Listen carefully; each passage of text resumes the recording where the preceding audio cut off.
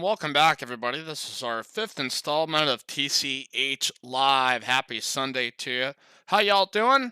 This is our final table of our 3K guaranteed mega stack freeze out.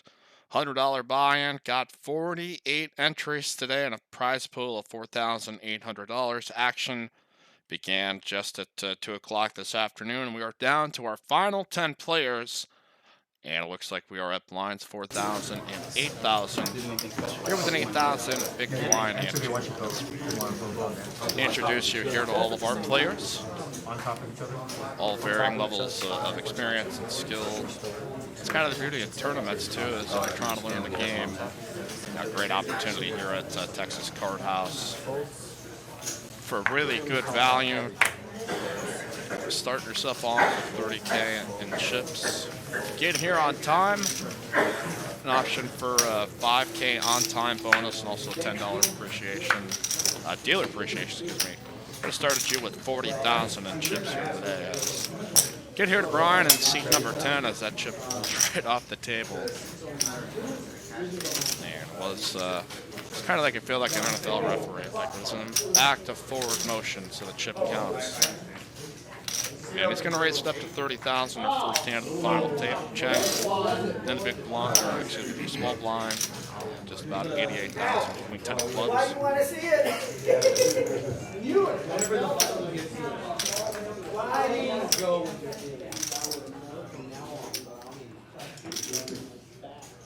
Thinking about calling, he also knows he's got the big blind behind him. Charles in seat number 3 will get out of the way as we go. Heads up to a flop. 4s versus Queen 10. And already about 76K in the middle blinds at 4,000 and 8,000. Again with a big blind ante.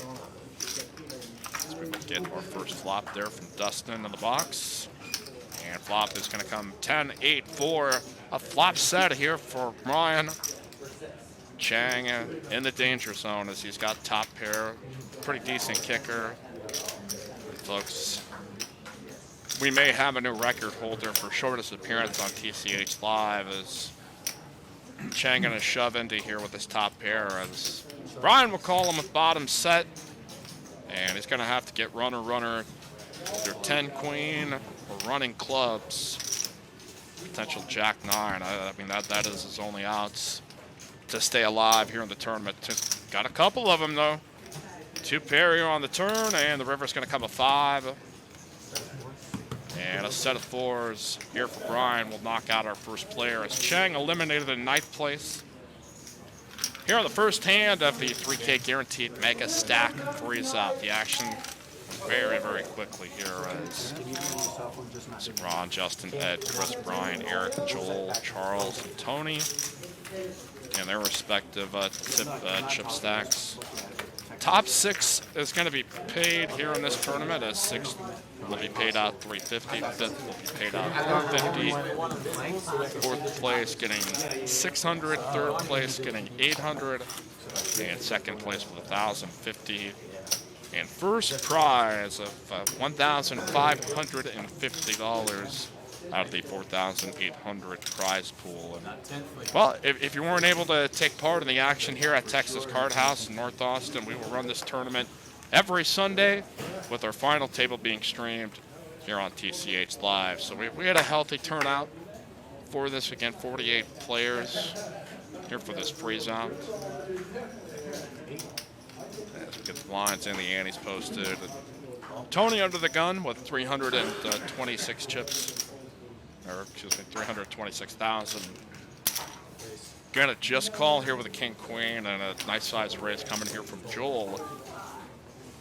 Okay, 19,000 raise.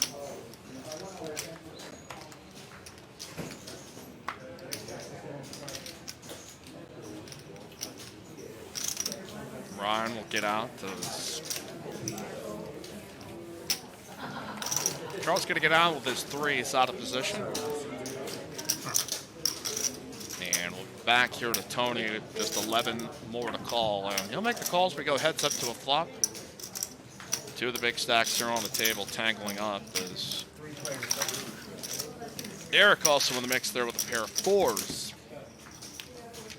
All right, 3 ways to a flop. On our second hand of our final table, it's going to come out ace, king, 7, 2 diamonds. Top pair for Joel. Second pair for Tony with the queen. And going to be checked here to the better to a pot of 69K. See how much of the percentage he's going to bet here.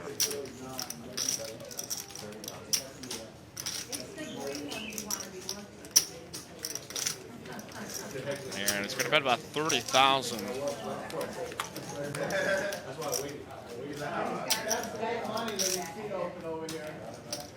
Tony's thinking about it here. See, maybe Joel's just making a standard continuation bet with any random hand, and it puts you in a tricky spot, especially if you limp under the gun with a hand like King Queen. Is that under the gun limpers against aggressive players just tend to get targeted, and you can never really tell if it's a matter of, okay, I'm getting raised by a good hand, or somebody's just going to play my position. May contemplate taking a card off here with the second pair, and it will call 30,000. Pot bubbling up here to 129K. We go to the turn, a scary 9 of diamonds. Doesn't help either player, but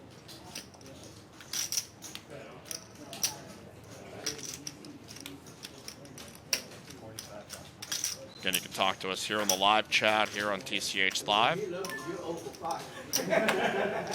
Again, top pair for Jewel as Tony's going to lead out, representing a diamond. About a 45K. Jewel thinking now is going to make the calls. We go heads up here to the river. Pot now to 219K. The tournament chips.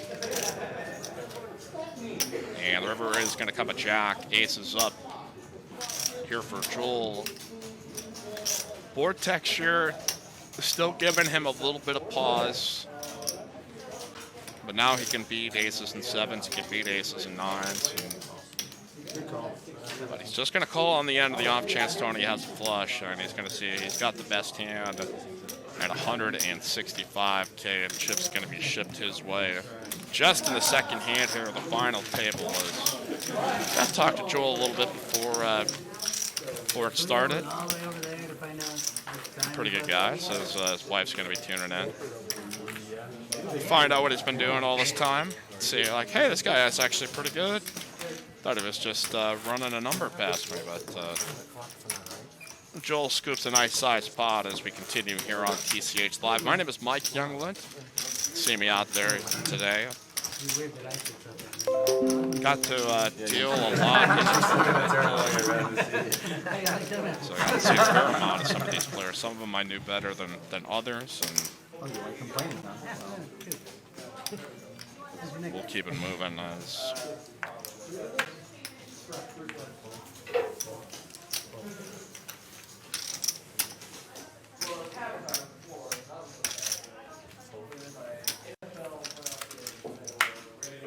Ron's going to get out with King Queen offsuit.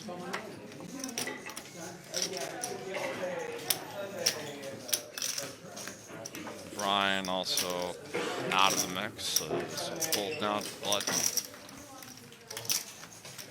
I think all really solid players here, based on what I've seen. Again, some varying levels of experience for all these, and now Eric.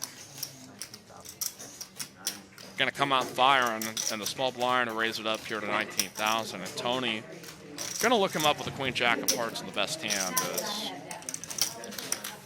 you get that ante out there, all of a sudden there's so much more chips that when it gets folded to you, it's just a smart play to at least try to attack. But hey, sometimes you run against hands, and Eric going to out flop Tony with bottom pair with the queen.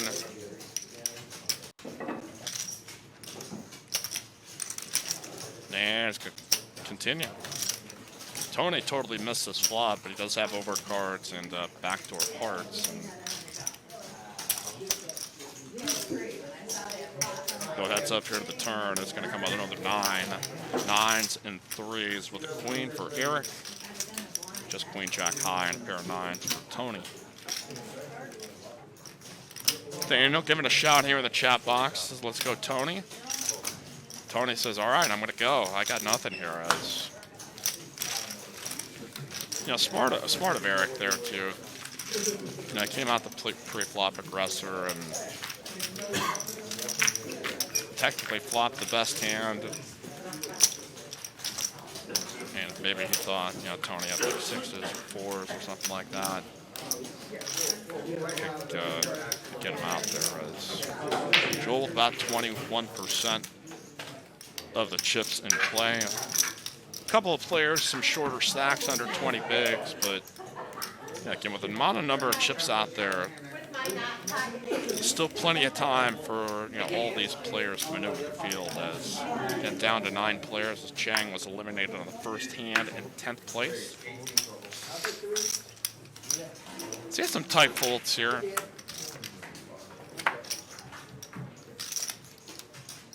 Brian now going to raise it up here with some 3s, up to 20.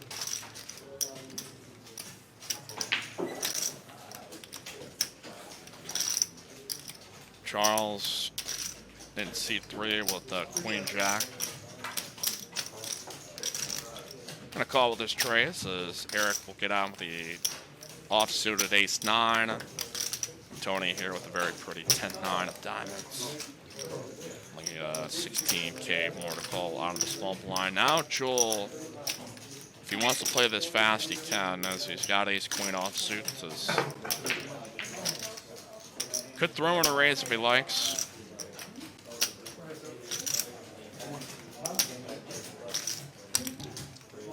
And he will throw in a re-raise of about 75. Shrinking everybody's hand as Ryan giving a little cringe there as he sees can be 55 more if he wants to keep going.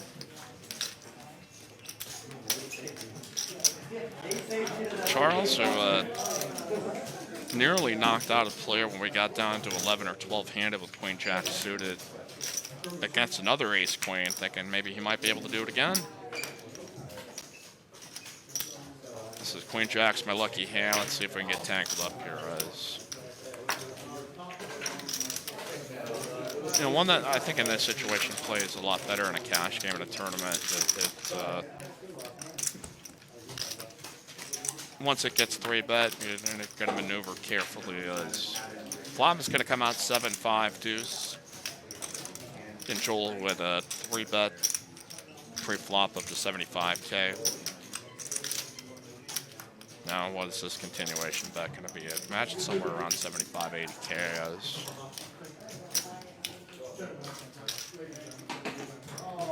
somewhere in that neighborhood, just under a half-size pop bet. Oh, that's 70K bet. Charles with another with queen jack high and no real draw. But he does have position if he's feeling frisky, but he does not, as Joel comes out swinging here early on the first couple of hands for a final table of 3K guaranteed mega stack Freezeout. The 5th episode installed, and we're flying through this. And again, if you want to get your fix of TCH Live, again, Monday, tomorrow, 5-5 no limit game at 6. And next edition will be also on Thursday, another 5-5 game being spread here on TCH Live. And if you're looking to be a part of the action tonight here, I've got a couple of 1-2 no limit tables also going on the main floor, and a 1-3 no limit game. So open until 3 a.m. tonight. For our folks around the Austin area. We are open up until 3. Welcome any viewers to our Rio Grande Valley and our North Houston, our spring location. Every 30 minutes. Tournament going on there today. Looks like some 1-3 being spread out. Spring, Texas location. And folks there in Rio Grande Valley, wish a very happy birthday to Victor.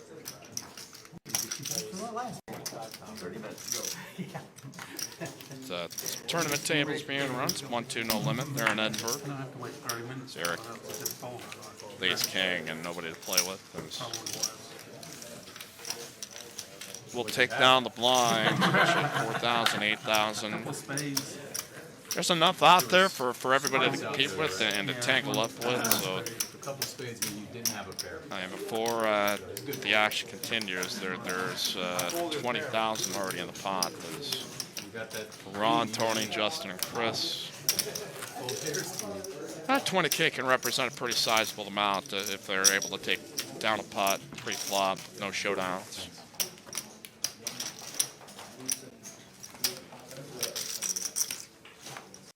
It's down to 9 players as we continue the 3K guaranteed mega stack Freezeout. We had $4,800 in the prize pool.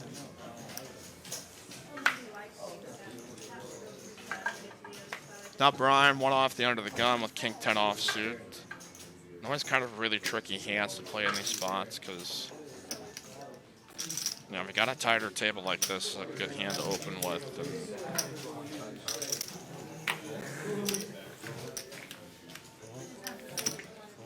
See if you get any pushback, because not many hands on the table and an easier raise and fold for the entire table. And you can check us out at TexasCardHouse.com for y'all have just subscribed on YouTube. You can visit our Instagram at TCH.ETX. For our Austin location, for our Rio Grande Valley locations, TCH.RGV. And for our Spring, Texas location, TCH.HTX. And take advantage of that 1 hour free for subscribing to Texas Card House Live if you have not yet. You can show that at the front desk. You get a free hour play to go along with our progressive savings bonus here throughout the month of January for y'all that play for 5 hours straight. Again, that is 20% off your hourly for 7 hours straight.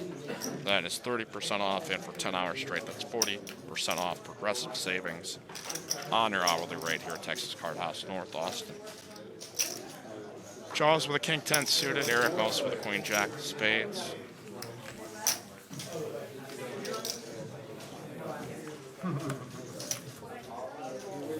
These will be the only two to tango as we go heads up to the flop. As Eric has got him out chipped by just about 80,000. And flop will come Queen 10-4. Top pair for Eric, second pair for Charles.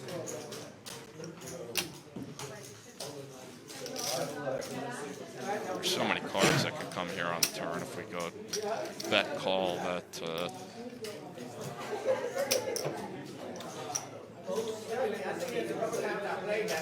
muddy the waters up here as we'll lead for 40,000.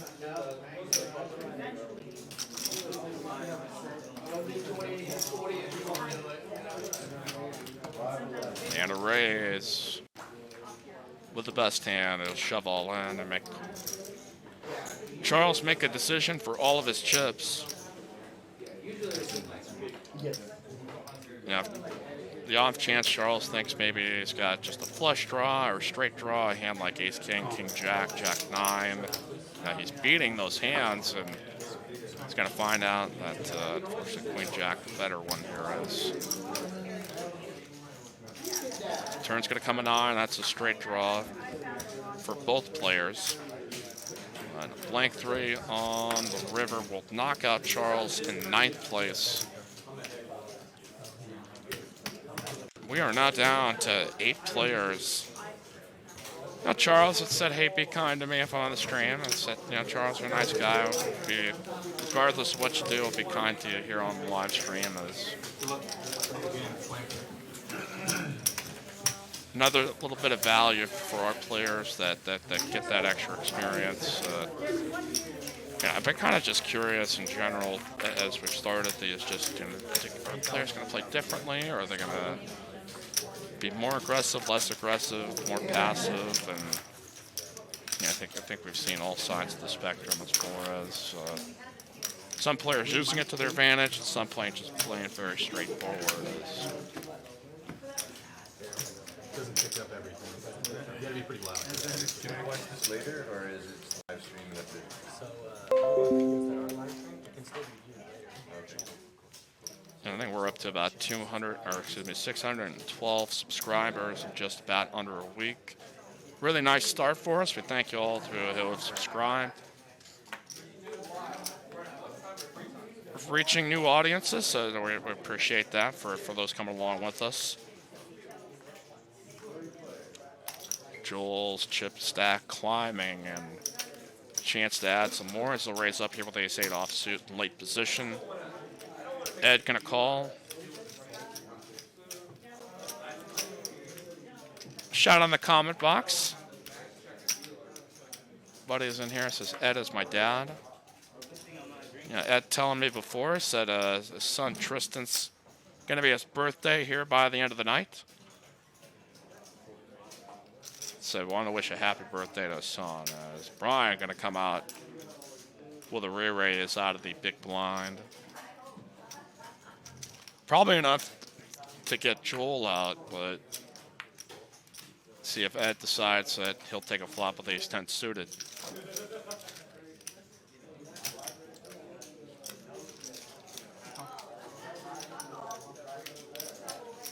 And I'll call 27K as we'll go heads up to a flop. Brian out of position in the big blind.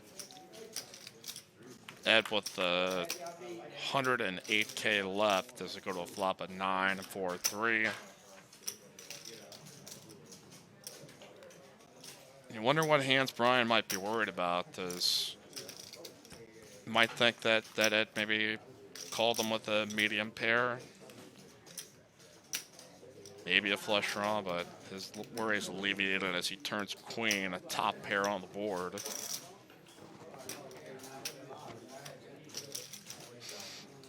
It'll bring out a bet as Ed Shirley with nothing to draw to, no diamonds, will get out, and a decent sized pot shipped there to Brian, and seat number 10 has been hanging out with us here at Texas Card House this weekend, taking advantage of that progressive savings, of which you can continue to do so here in the month of January. Hope you all had a fun weekend watching football. That was all sorts of variety of shocking things we saw this weekend. As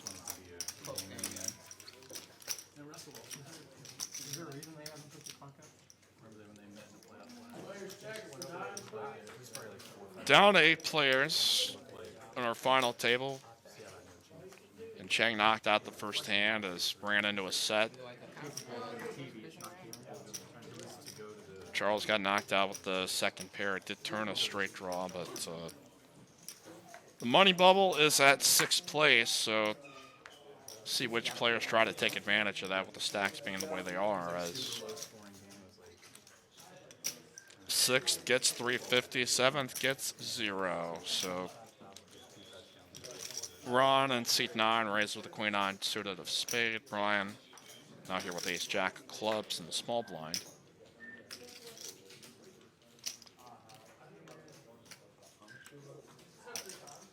Daniel saying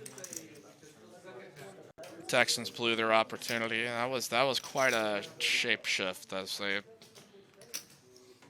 thinking, boy, they're gonna beat the Chiefs here today, and then it just as soon as I walk out the door, I get the text messages on my phone that was quickly erased. Not even before I got like 100 feet to my car. So, and that has been the Texans season in a nutshell. Is hard to define, hard to predict, hard to understand. As I feel for all Houston fans, it's a bizarre way to end your season. All right, going 3 ways though, as we went off tangent. As flop comes out 2 spades. Nobody has paired. Brian technically has the best hand with ace jack high.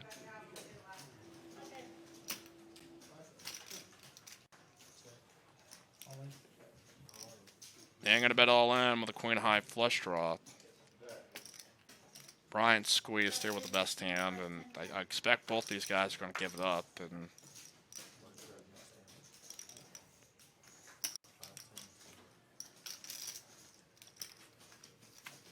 this will almost work like a double up here from Ron, as much as in the middle, a significant addition to his stack is. Good fold, sir. That's a great fold. No, kind of in the middle of the pack. As again, our bottom 4 players here, just under 20 big blinds. At the small stack at 13 bigs, Justin at 15, Tony at 16. As I mean, I don't have it. I like it. Can I have two? I'm kidding.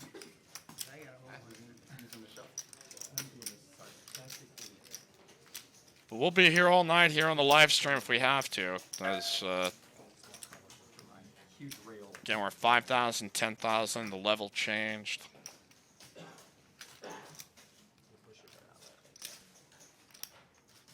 25-minute levels do get a heck of a lot of play with this. As once we get to this, it's 6 and 12, which I really like. Small increments. I think you'll see a lot of tournament structures. It just, they're not going to take the time. It's just going to double it on up. So you go from that 1,000, 2,000, 2004, then 4,008. And it's a nice incremental increase throughout it, even with the antes out there. That skilled players got a really good shot at it. And we've got our first power matchup as Eric in the big blind with Kings, going to re-raise now. Tony maybe merit to this hand is raised up to 30K, only got about 100 back. As again on the bubble here, as 6th place pays, 8th and 7th do not. So Tony's spidey sense is tingling. Unfortunately, it is not. He's going to see that he's going to have to get pretty lucky to outdraw Kings. And here it goes. Jack, right in the window. Eric's now going to need a king, or this board's going to have to chop with a 10. And an ace on the river. Tony has doubled up. And that takes a decent chunk out of Eric's chips with the best hand with kings.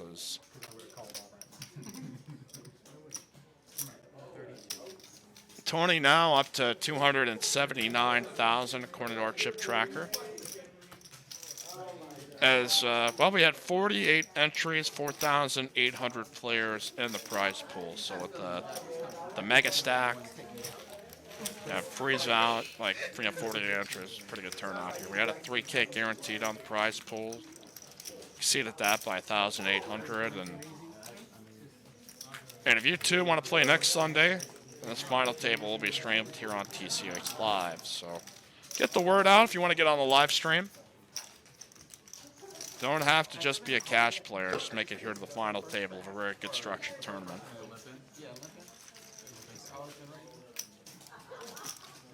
Always kind of the tough part too when you're racking up chips and you got to post your blinds. It's oh yes, pay my fee. Yes, there's a good sir. As Tony riding a wave of momentum, we'll see how far it takes him.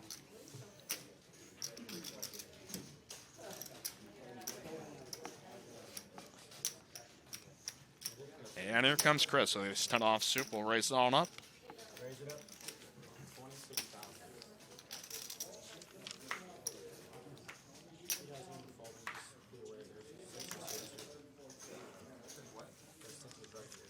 Don't fold right. Don't fold right. Oh, okay. As much as it helps me. The raise up to 26K as folded around. Tony in the big blind, and he'll pick up the blinds and the antes unless Tony decides to call 16 more, which, there's a lot of lines of thought here in the big blind that there's so many chips out there often that,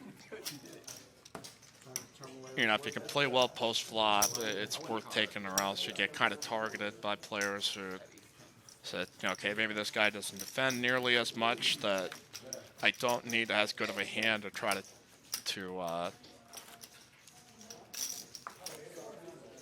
try to take this pot down pre-flop is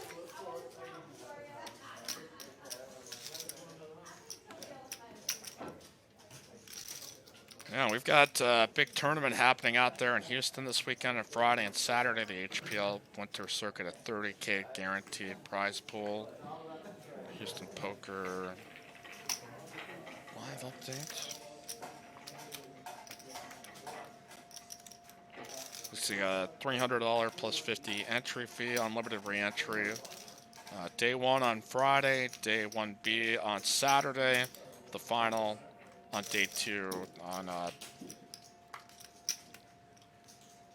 should be a nice tournament out there at our Houston, Texas card house. So feeling like making a trip, or if you're out in that area,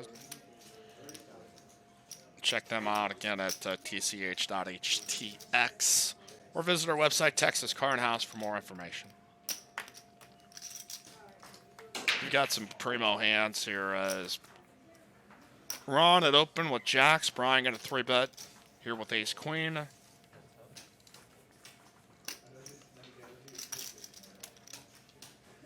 I expect Ron's probably going to jam here. I'd be very, well, you're going to see a flop here before he commits any chips. So, suited ace queen up against jacks, heads up. Ron with 108K left. Ryan with 190 as a pot of 145. Comes queen, deuce, deuce. Disaster for Ron. And he's going to find out his jacks have been outflopped as I doubt he makes that move if an ace or a king comes out, but I think he was expecting to see ace queen there as board runs out deuces. And down ace queen is going to be the winner. Went from just a pair of queens and deuces, and the board runs out. 3 of a kind deuces and his ace. The better kicker as Ron eliminated in 8th place. So our last spot is the bubble spot. Unofficially here. Sometimes we do see players make an agreement to pay out a small portion for the bubble. Sometimes not. It's usually up to the discretion of the table if they feel like if it's worth it for them or not.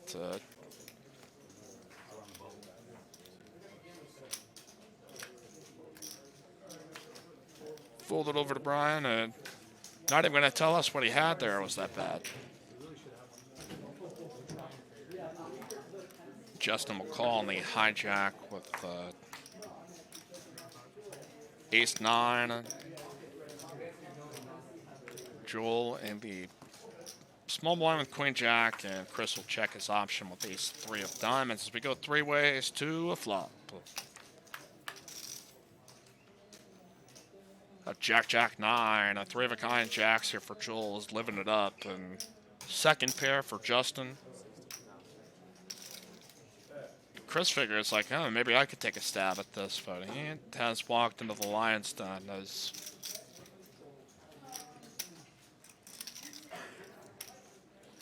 you know, the small bet like that, a pot of just under 40,000. Justin could probably reasonably assume that Chris probably is not going to lead here with jacks. So, but unfortunately for him, is he can't pick out the fact that Joel's got them all trapped and a super lock on this hand with 3 of a kind.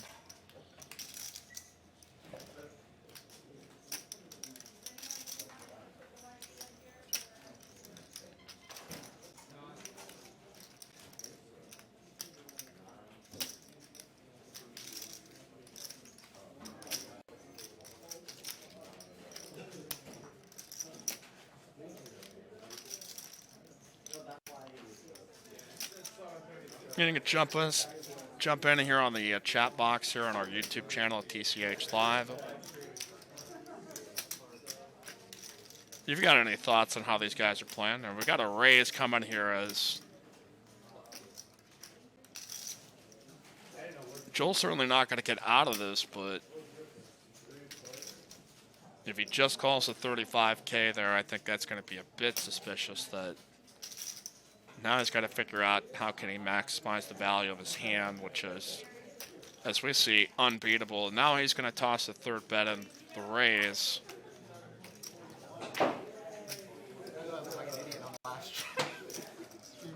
Chris like, I wasn't invited to this party and I'm getting out of it.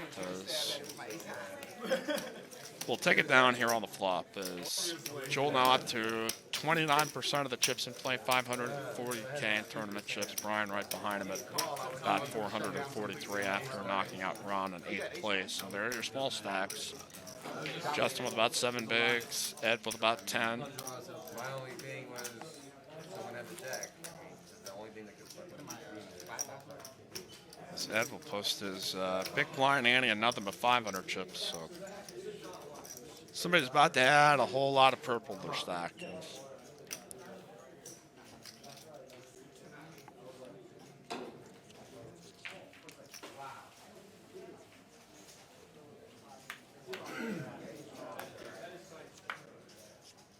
Yeah, if you haven't checked out any of our previous episodes, maybe just be tuning in. Again, those are archived here on our YouTube channel.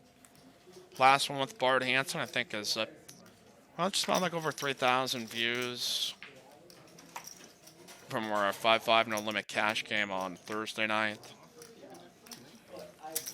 I think you'll see again our schedule. Sunday night tournament night and Mondays and Thursdays be cash games streamed on TCHLiVE. As Chris had called out of the small blind with some threes. Tony opting not to raise with the ace-9 of diamonds in the cutoff and go 3 ways to a flop. Bet to Tony is it's a bet of about 25K. Got tank. I mean, the cool part about just dealing with the part of the tournament, you get to sort of see, from the beginning to kind of the middle portions, the guys get their chips. And Tony got tangled up in the pot with George. I think maybe about 30 minutes before the first break or so, where board was like 4, 6, 9. 2 spades. The turn came a queen of spades, and George jammed about, I think, somewhere in the neighborhood of about 44,000 chips, all in on the turn, which was, I think Tony had roughly around like 60 or 70K at that point, and thought forever about it, and decides, okay, I'm going to call, and Tony flipped over queen 4 for queens and 4s, and George had 9s and 6s.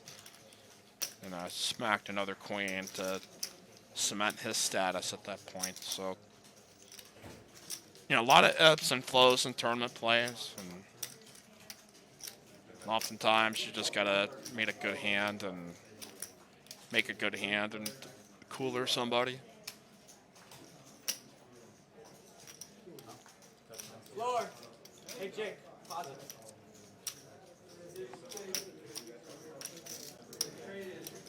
Get the action tracker catched up here with us. Shout out to Carolyn, who has been handling all that here on each of our episodes of TCHLiVE.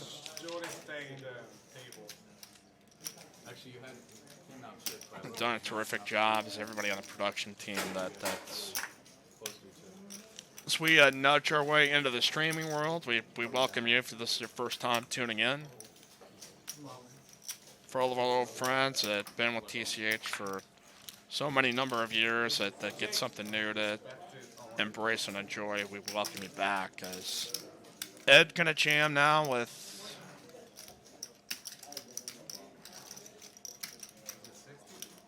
ace deuce. As Brian has anything to call them with out of the big blind, as you play these spots online, too, against really aggressive players.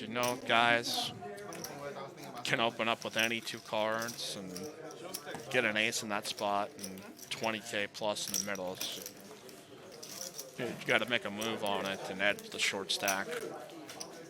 We'll stay afloat as he's up to 108K, and Ryan now here with 423K. Joel with the chip advantage thus far. Oh, culture. Figure out who it was? Is it Roman? What do you do? Just tip the people? Again, tune in tomorrow night at 5/5 here at 6 o'clock. And again, I think I just want to reserve at the front desk too. That if you want to play on that, let's just give our front desk a call at 512-956-7195 to reserve your seat there for 5/5. That's a pretty good games on there so far. It's can never predict how the cards are going to work, or Brian going to just open shove out of the small blind with a mystery hand, and we'll see. He had the 9, a 3 of diamonds, and just going to push out just in a small stack. Okay, we're on the bubble here, the 7th place tourney bubble. Top 6 are paid. 6 paid out at $350. First paid out at $1,550. Well, thanks, guys. I'm just learning as we go along, and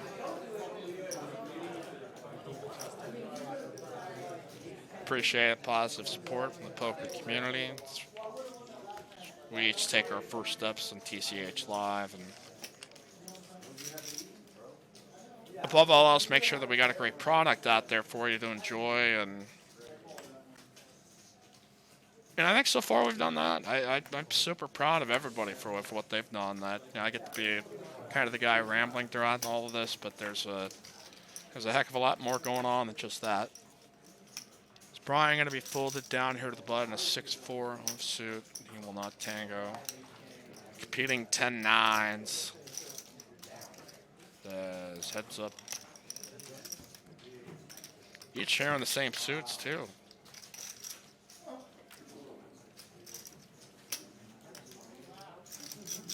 Probably a better chance for Eric in this, since he has position, that if this misses. Yeah, 512 956 7195. Again, the phone number to call our front desk, because reserve your seat for the cash game tomorrow. See if we get some returners or some fresh faces.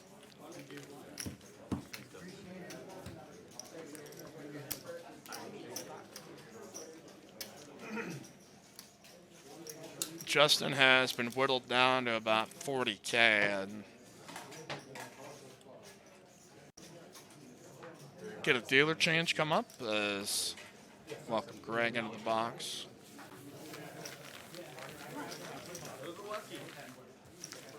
$40K there in seat 1, all the way there on the left, and at the other low stack on the right of your screen at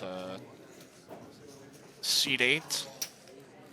See Chris there in the purple sweatshirt in seat 7. Jewel there in seat 6 is the under the gun, and awaits this hand. The blind's posted 5K, 10K, 25-minute levels. This our 18th hand since we've gotten down to the final 10.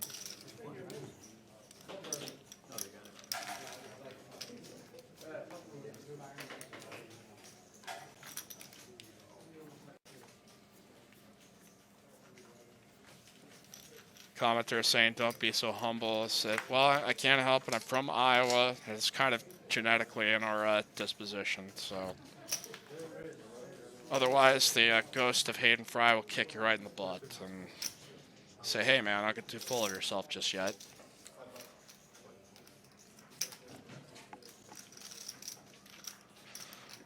Folding around to the small blind, and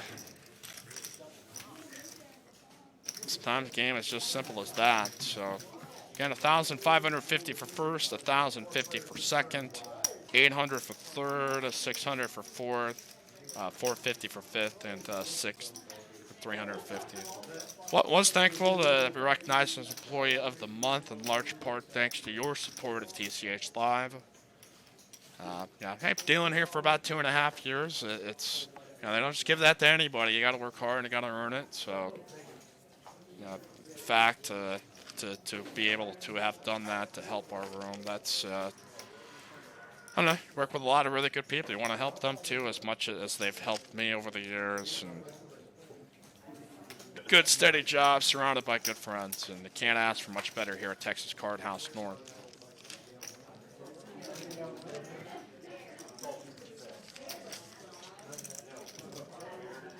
Brian, now I'm going to open here 3X with the A7 of hearts. Justin, well, now he's got a hand to move his chips in with in a great position with Ace Jack, suited a spade.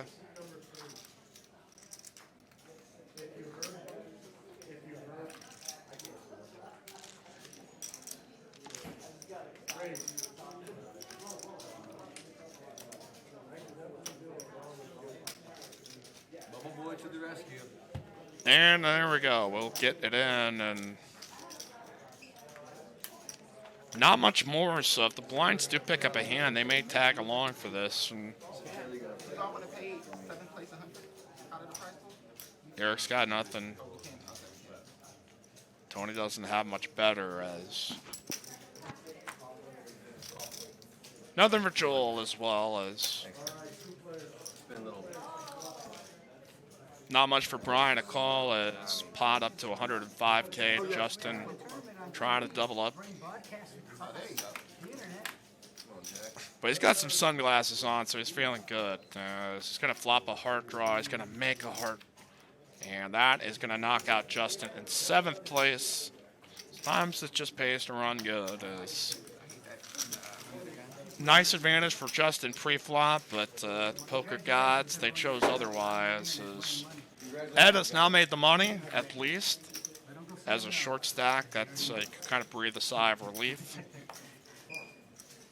Chris also with 13 bigs, and again, first place $1,550, second place $1,050, and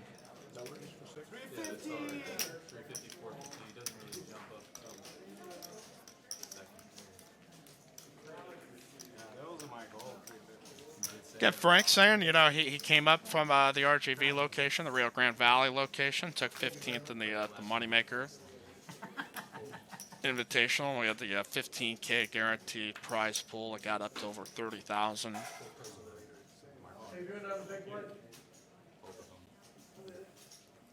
And now we had a pretty good final table. You can watch the archive of that. As folded around to Eric, and a cutoff will make a raise with King 4 offsuit. Try to pick up the blinds. As Chris not going to defend with 9-8. A little surprised, but he's getting a little low in chips, so.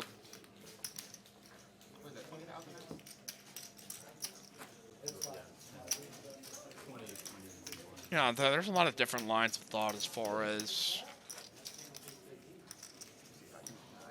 you know, what hands you feel like you can call with, or what some players feel they're more comfortable playing at. And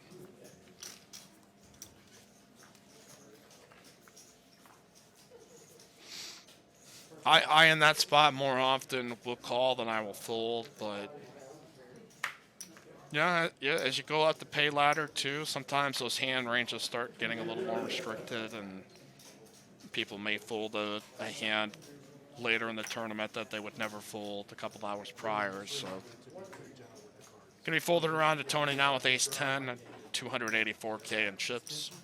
They're expensive and they're not as durable.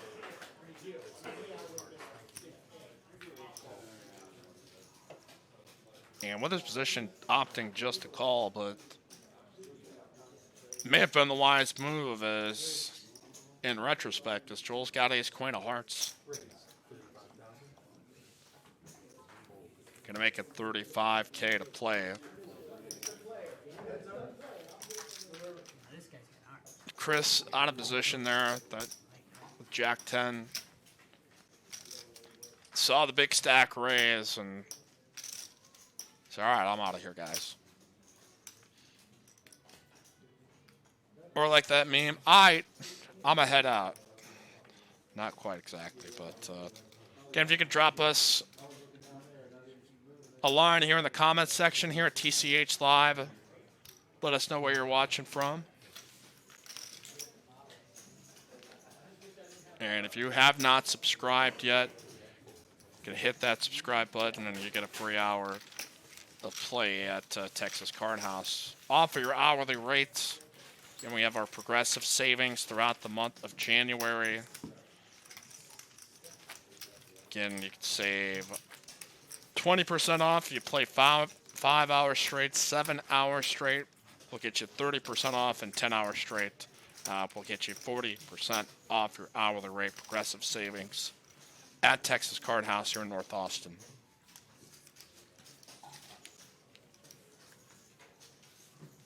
Yeah, Frank, it's got 15th place in that, and I believe TCH is a great place to play.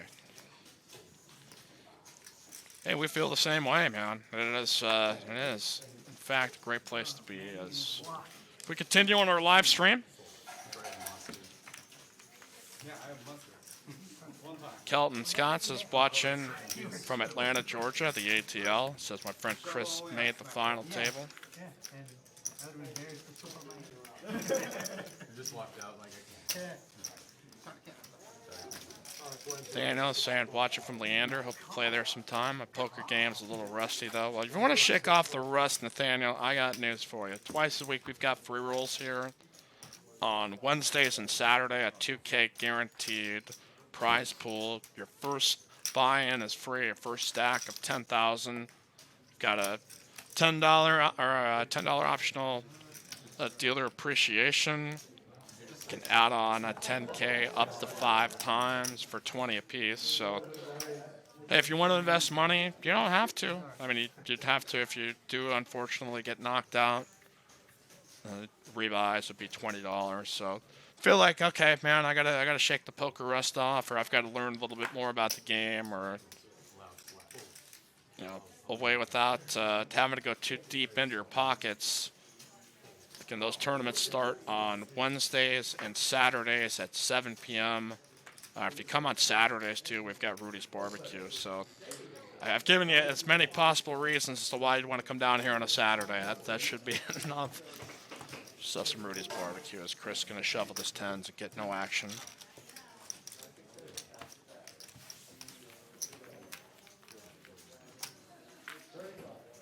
Blinds now up 6K, 12K each. 12K big blind Annie. So we've got about 30K in the middle before the action starts.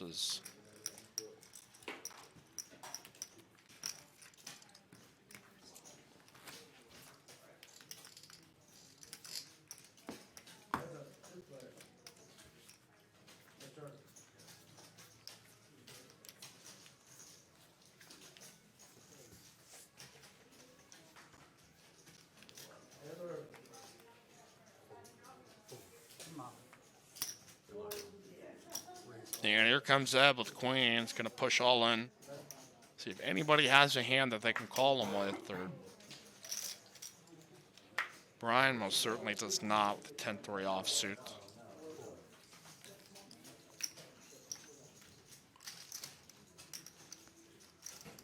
Eric on the small blind with king 6. Nope.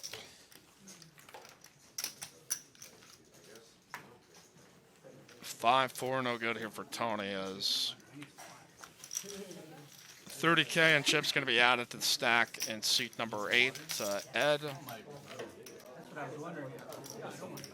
He got down a little bit before the final table and chipped back up as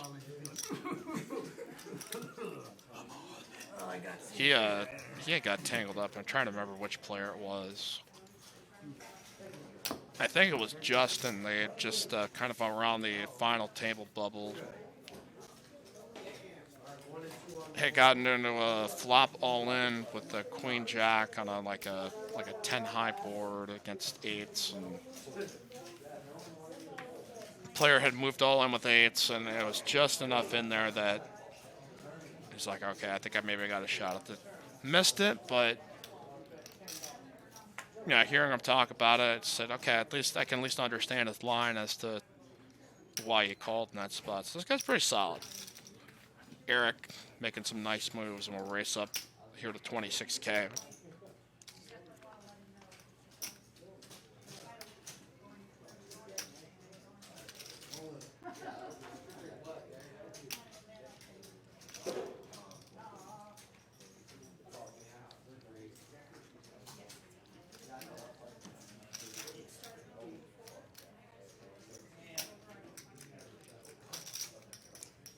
Now Tony with the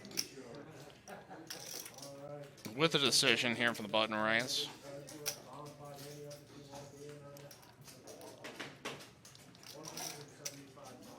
We don't know exactly what his hand is, but we know he will give it up. As Joel's going to defend with King 6 offsuit. As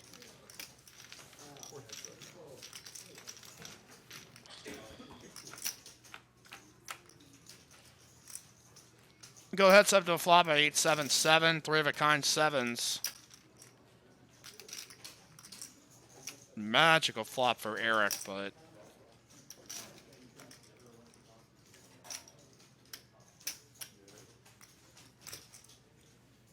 unless Joel really thinks Eric's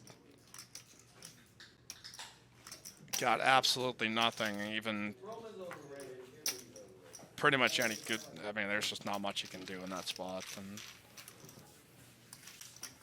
good spot to raise there on the button as you see your V-pips for all these players. Eric tangled up the most. He and Brian have been in the pot about 32% of the time. So, all right. So this again, we will. I'll get a $1 tip for every like that we get on the show. So, yeah, you like what you're seeing, can help brother out by smashing that like button there in your YouTube video. Gotten a lot of likes on all of these, so I've been pleasantly really surprised. There's a lot of choices for programming out there, so we know the poker community is rabid to find more shows that they can watch and of different levels. So I think we so far so good. We found a number of people excited about what we're doing. Raise up here for Brian with a couple of threes.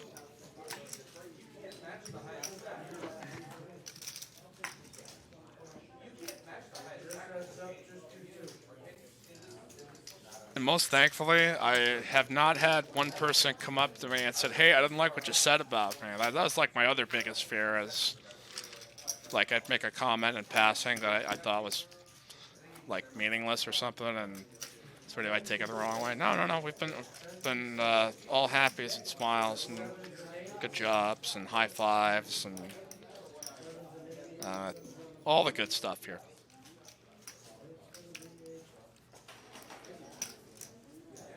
Keep it moving here on TCH Live as down to our final table of 3K Freezeout, our mega stacked $100 buy-in. 48 total entries of a prize pool of $4,800 with $1,550 going to first place.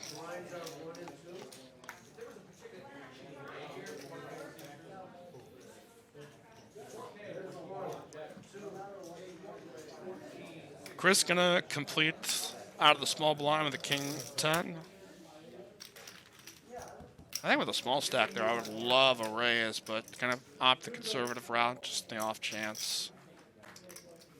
Maybe Ed had a hand, but small plot, he'll take a stab at it, and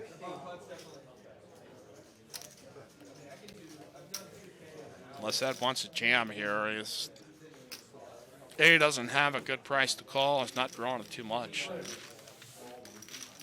Chris's move pays off as he'll chip up a little bit more. Again, Cheng was knocked out in 10th place on the first hand, ran a set into top pair. Charles knocked out in 9th place, had a second pair, ran into top pair. The man right there, Eric, so under the gun. Ron had gotten tangled up and knocked out in 8th place as he had a pair of jacks. And was knocked out by ace queen. And as you saw in the last couple of hands there, Justin knocked out with ace jack against Brian's ace 7. So memory's working good here, guys. And now if Eric wants to remember how he plays kings, is blinds at 6K, 12K, he's going to raise it on up here to 30. Thanos hands pretty table. I kiss it every day before I leave, so I'm thankful for it. Won't allow me to clean it. I'm just gonna keep my distance, make sure I don't break anything. But it is pretty awesome, man. I remember the first time we brought it in, and it was like, you know, in those movies, how the sunlight goes directly on the cloud, like angelic. Like that's what it felt like angels were singing. And all right, well, a miserable flop for Kings. This top pair for Brian.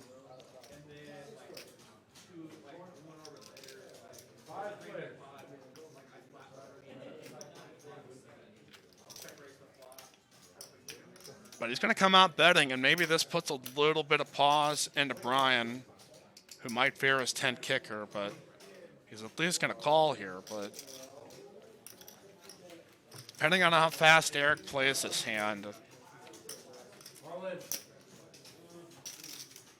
Brian could potentially fear that he's beaten by either Ace-Jack, Ace-10, or excuse me, by Ace-Queen or Ace-King, but as we can see, he by 4 in a way has the best hand.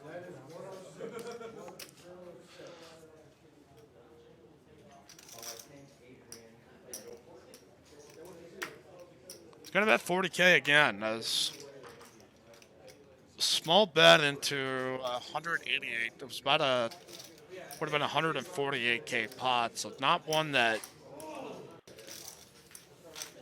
gives Brian a whole lot of decisions to make. You're going to call there, but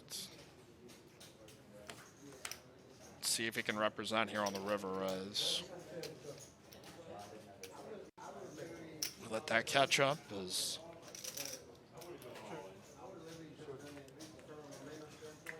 going to go check, check. See, his Kings were defeated by the old Ace-10 offsuit. Brian on a bit of a heater as of late. Eric down to 244K. I think that's going to put Brian up into the chip lead if he wasn't already, as Joel had about 500, over 500, and there's our pre-flop raising Brian. By far the most aggressive player, Eric at 25%. Tony has only come in for about a raise once or twice. And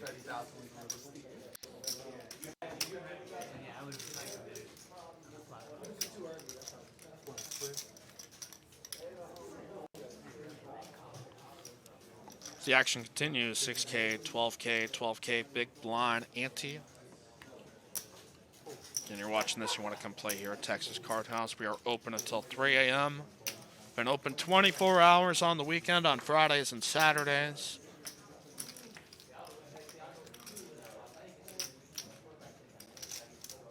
All throughout the morning if you're going to keep playing. We go small blind, big blind matchup as Brian going to raise it. Both have suited spades.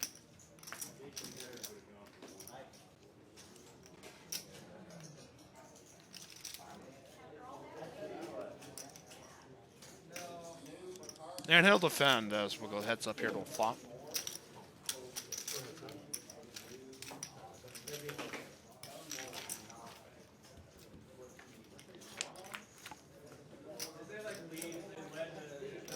King 6 deuce.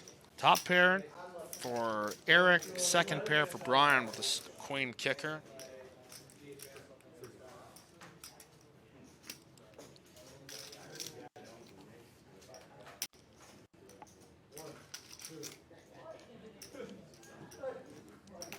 Brian's going to lead on with the second pair.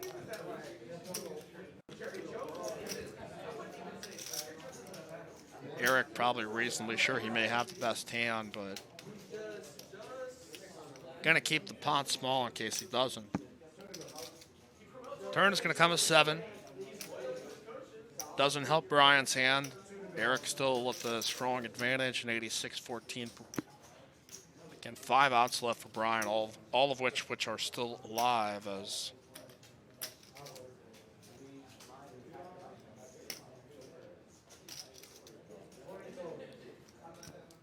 it's gonna bet 45.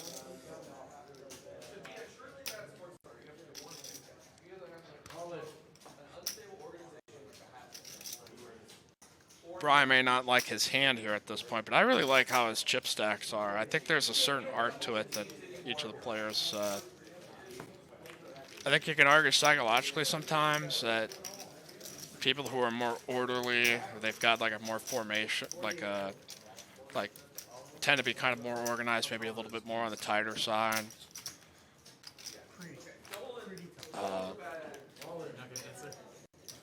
I think there's a certain method to the magic. Like there, like a giant stack there, as you see there in seat 10, projects power, and you can project that with as many chips. But yeah, Joel, really neat and organized. He's got his colored chips up front.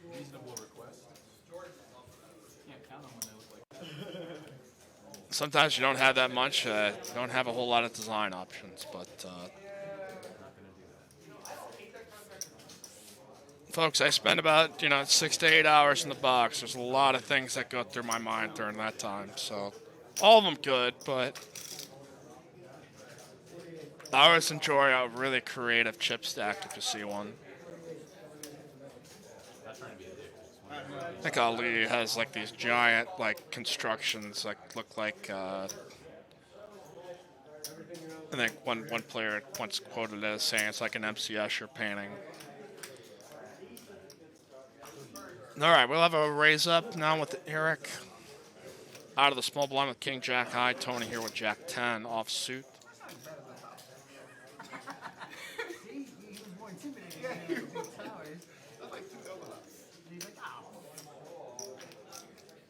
Tony feeling the pain here. Sometimes you get to these final tables, you get hands like this, you just feel like I have to play this. Even if I'm not really comfortable with the situation, and that shows you the skill of the game. There, it's a different method. As when you got a full table and you're just in the middle of it or the beginning of it, and you get to the late stages. I mean, I've seen players kind of come undone just because you just need a different strategy at points. Well, Eric here with top pair, so.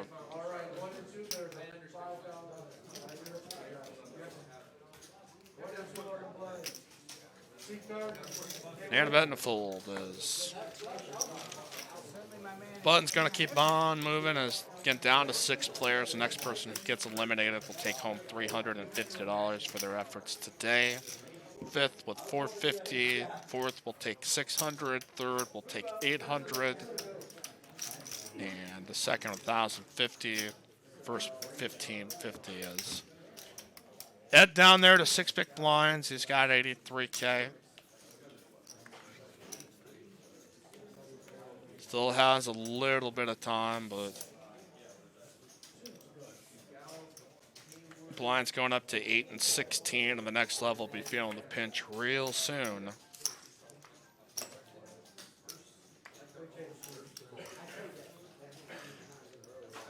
Well, now Brian's reconfigured his chip stack. I don't know if he heard me. Felt self-conscious about it, but said I don't want to spill all these chips across this table, so. Raised up here with 9s here for Eric. Up to 30,000.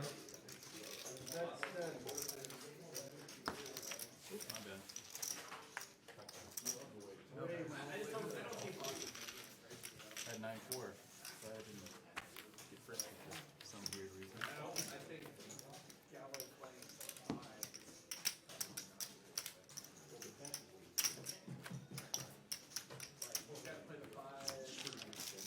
Get our next live stream will be tomorrow night at 6 o'clock, 5-5, no limit. So have a 5-5 game on Thursday as well. Contact the front desk at 512-956-7195 to reserve your seat if you want to play on that.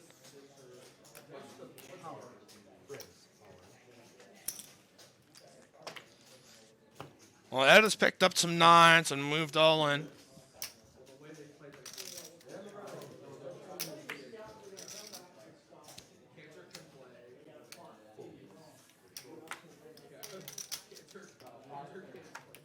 So far, nobody with anything to call him with. Tony, nothing. Joel can get out.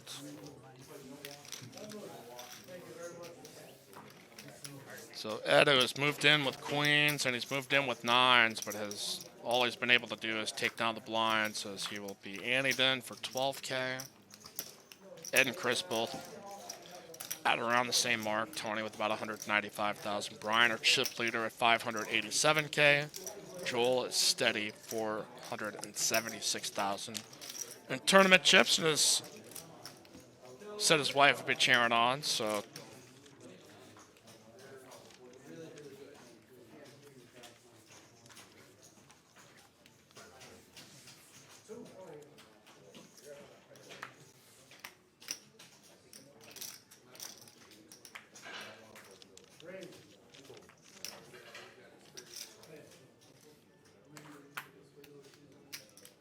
All right, I'm gonna ask the comment section here at TCH Live. Okay, what was the most surprising thing out of this sports weekend for y'all? Or what were you most surprised by? You had Minnesota got blown out by San Francisco, who looked electric.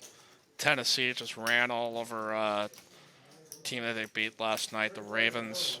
But I thought the Ravens were going to be going to the Super Bowl, and Tennessee just smashed them off the face of the earth. And speaking of smashing, here comes a 3-bet on the button with ace-5.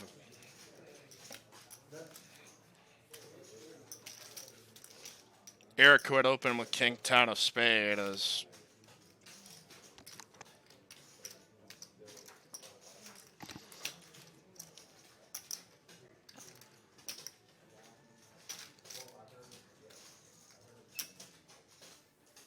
and is going to give it up as nice bet in position here by Joel, as been quiet as of late. And you know, when you talk about pick your spots, I mean that's exactly what we mean, as far as, you know, kind of hang in the weeds there for a while and then pounce on a player if you feel like yeah.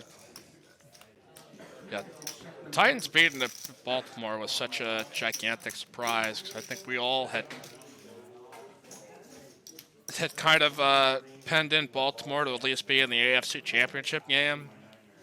In fact, yeah,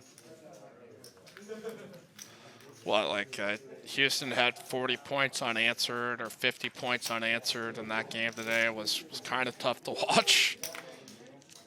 So I mean, that game had literally everything in it, just every crazy thing.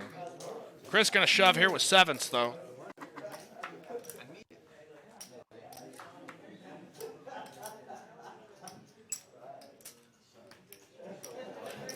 Brian with ace king certainly going to call, as here we go. Brian with a chance to add more chips. He's got ace king and going to flop an ace. Chris now down to sevens, and that will knock out Chris. It goes home with $350 for his $100 entry into this Mega Stack tournament. We are now down to 5, so that opens up a lot of hand ranges for these guys. We get a little bit more short-handed. And I think the right kind of combination of players, too, that will make this final table fascinating is, you know, I think obviously like our cash games have become very popular, but for those tournament players that get down to the stage, you know, there's a lot to dissect. See the aggression frequency. Eric and Brian way near the top. Eric has been the one most consistent as far as if it gets a late position, he's going to move some chips here.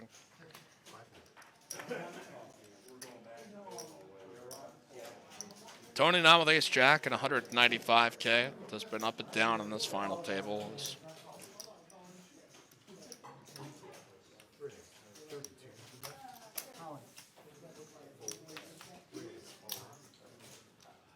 Now Ed with ace king, and the answer is, we all know what he's doing now. It's all in. Brian now with queen 10 is, I think he would certainly have called the first raise. Now he's been bet out of the pot.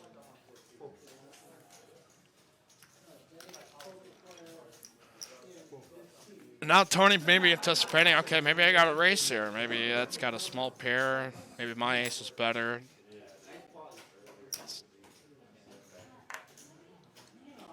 Only 56,000 more to call. And with a short stack, pushing with a lot of different things, it's certainly reasonable. It's bad news, though, for Tony. Flop's going to come out 6 high, 6-5-3. And we'll miss for Tony as Ed going to double up, and just what he needed as he's been hovering around the 100K mark and now going to be up to 206, and now a puncher's chance to get back into this. And that's the beauty of tournaments. Sometimes you think you're out and you just hang steady for a while and you get the right hand matchups to chip up. And get son Tristan watching, said, want to wish a happy birthday to his kid. Said that will happen here at the turn of midnight.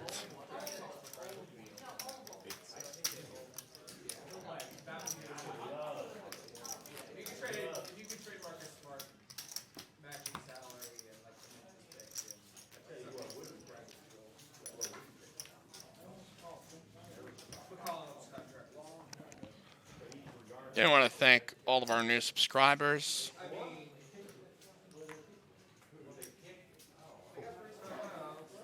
I think we are now up to 620, just over a week. So that's, I mean, it's not like the Super Bowl or anything as far as numbers, but they are, very encouraging numbers for our audience that span throughout Texas and the world, and hope to see those numbers continue to climb. As again, for any players in the area that at any of our TCH locations, by the way, I believe that is 1 free hour of play by showing you've subscribed here to TCHLiVE.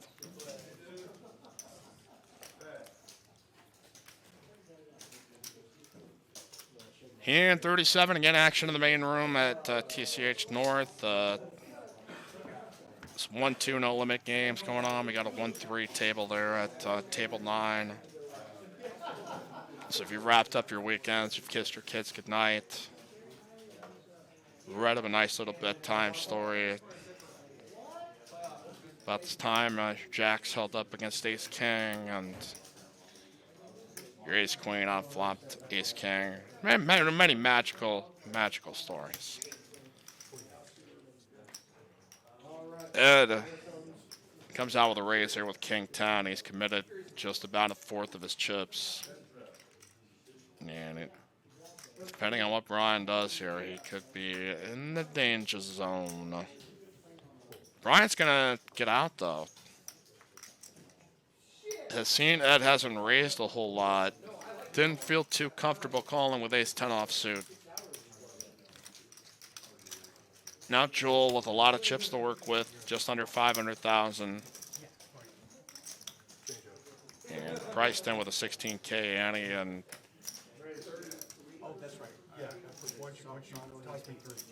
has seen his opponent there play pretty snug and good hands. And a good raise by Ed. This will chip up even further up to 246K. As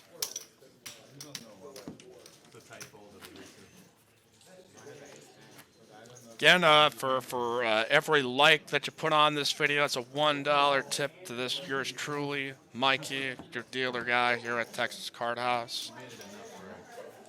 So if you see that thumbs up button, give it a little press, a little oomph, a little click. The dollar right in my pocket is probably going to be donated to the fine staff at Whataburger. But if you're feeling hungry tonight, we've got Texas Roadhouse for sliders. Here we cater food.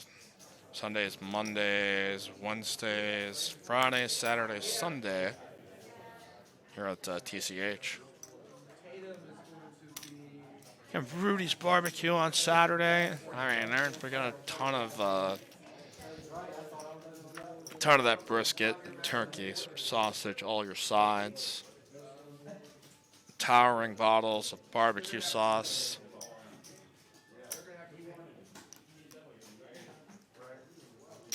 Zed with an ace in his hand as Battle of the Blinds. Jewel going to try to take a stab at it.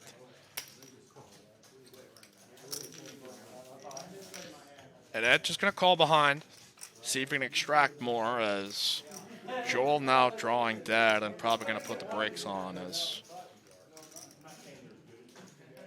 give a little shoulder tap to indicate a check.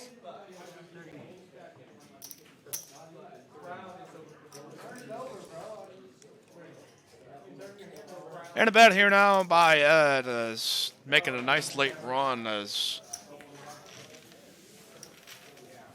saw Cheng, Charles, Ron, Justin, and Chris all get knocked out.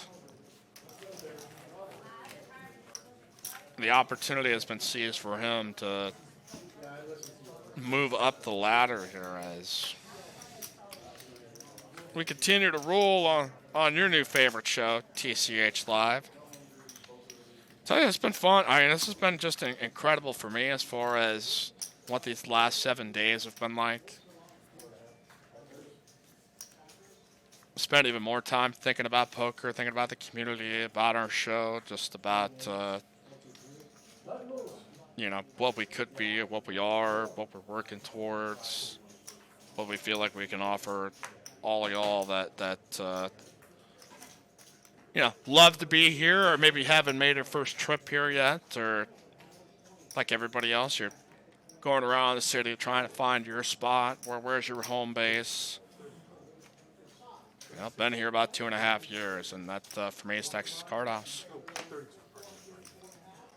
Joel on the button now with a raise up to 35K, blind 6K, 12K. The 12K big blind ante. Going right after Brian, and Brian with not much of a hand will give it up as brings up, well, actually check that 18K, 16K. Tony down to 6 big blinds. 40K in the middle, so the old, you know, Dan Harrington on Hold'em had basically created an M, so I mean, Tony has got roughly like 2.5 orbits here, an M of what, like 2.5, like 2.5, effectively, somewhere around that range. Maybe somebody better with math, but again, $1 for every like on this video, $1 in my pocket, and we are a fresh new show on the scene, so I wouldn't worry about that stuff on my end, but I appreciate your support. One way you can do that, smash that thumbs up button, the like button, if you want to show your support here for the show.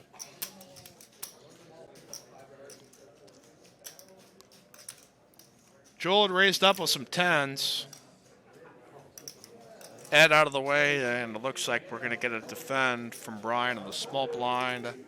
Here with ace-queen, opting not to re-raise. And as somebody with some chips that can do some damage. All right, this is a big hand here. Heads up, 10s versus ace-queen. Flop comes ace-queen, 5. Brian pulls ahead, but I have a hard time thinking he's going to get much value here from Joel as down to 1 out, 1 live 10 that's in the deck.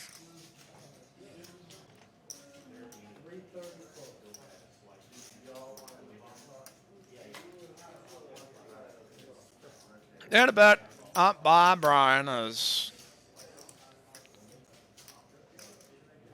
Joel wondering maybe does he have the best hand? Could he have a Jack-10, a King-Jack, a King-Queen? Well, I mean, obviously he's behind King-Queen, but you know, there's some draws that he could have here but as we can see, Brian has got a stranglehold on this like he's Ted Nugent. Dun, dun, dun, dun, dun, dun. Here's the river. Is Ted Nugent still a thing as we I didn't expect to get this part of the podcast, but only hear about him if he's talking about guns. Which is a whole other subject we're not going towards. It was nice size bet by Brian, but not going to get any calling on the end as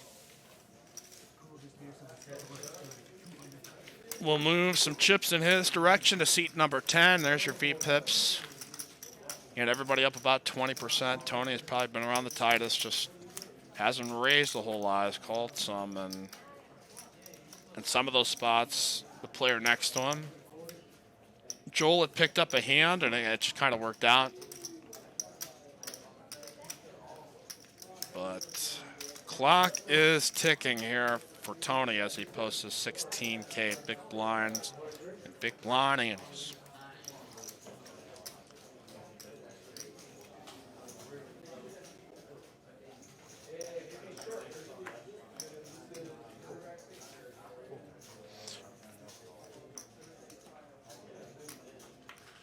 We have an all-in straddle.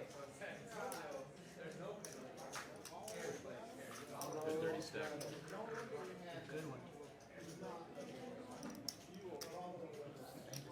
Eric here in the small blind with Queen 7. And it's going to raise it all in here to Tony, who's got 7s, and I expect it's going to call. Chance now for Tony to double up. Eric drawing either to hearts or any queen as flop comes. Ace, Jack, 6. Heart draw, potential 2-pair draw. And a flush here for Eric. He has knocked out Tony in 5th place. That turn had opened up the possibility not only for the queen and the heart, but if also a jack had come, the board would have shown 2-pair and his queen would have been best. And we are down to 4 players. Tony eliminated in 5th place, and will take home $450 here at the final table, the 3K guaranteed prize pool mega stack freeze-out tournament. 4,800 in the prize pool. And these 4 players tangling up here for the rest.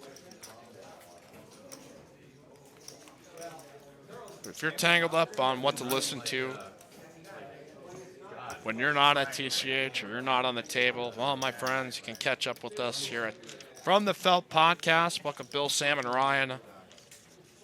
So yeah, talk to poker professionals, talk about some of the legislation. We've had Greg Raymer, Chris Moneymaker, Johnny Vibes, Brad Owen, Not a small blind to fight for. and Andrew Nemi, amongst others. Now Ed had been kind of around the small stack for this. Has found his way here to 4th, going to be guaranteed at least $600. The rest of these players fighting for the rest, and again, pretty deep stacks for these guys at this point.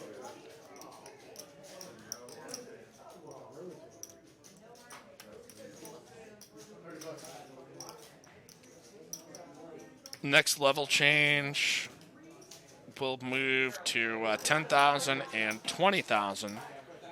The 20,000 big blind ante. So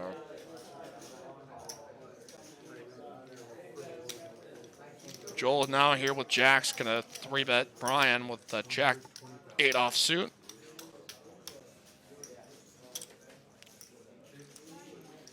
There is a $15 straddle.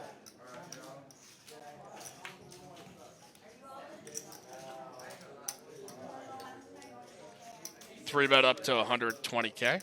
Reasonable. As Brian, no position to tangle up with that there with the Jack 8 that he had opened with. As dead button now going to be in Tony's seat as we continue. Ed down to 16 big blinds. Brian with 40% of the chips in play. Joel and Eric in the neighborhood of each other. Glad you beat folded. Consider that. As we keep it moving here on TCH Live. If you've not subscribed yet, we've had a couple of new subscribers during the show. Tell your friends, tell your neighbors, yell it out the window at the highway. you know, totally reasonable places. Go down to the park. Say, hey, subscribe to TCHLiVE. I get 1 free hour.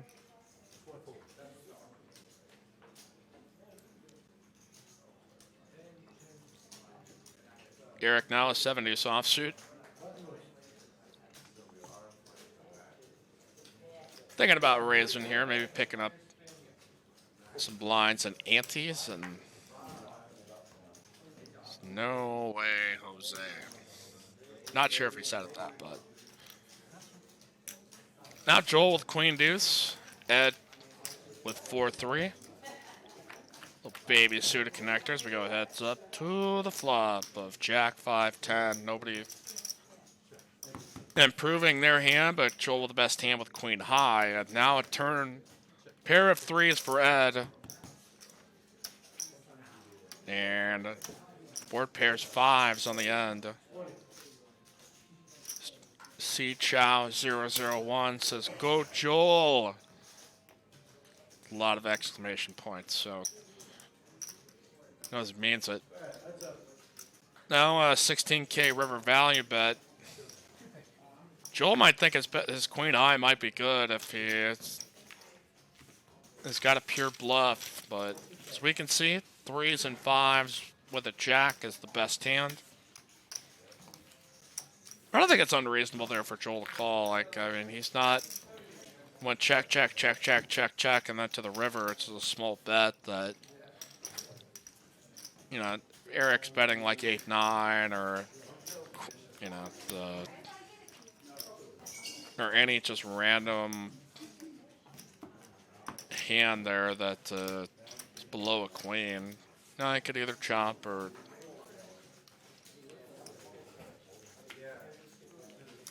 But we saw 4-3 of hearts wins. The 44th hand of our final table of this 3K guaranteed mega stack Freezeout.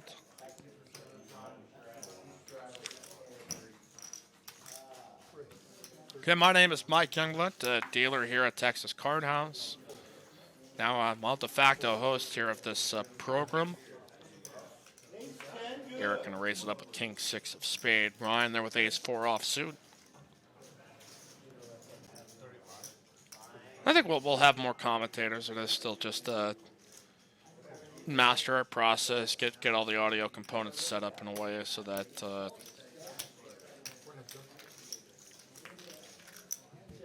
it works out well for everybody. So keep posted and tuned as all hearts. Brian with bottom pair of fours. He does have the best hand with that, and he also has the ace-high flush draw. Now Eric gonna come out and represent as it's checked to him, and it will make a bet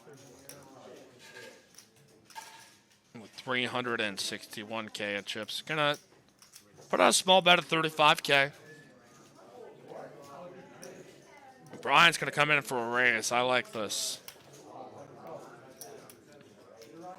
Sensing probably Eric may not have paired up.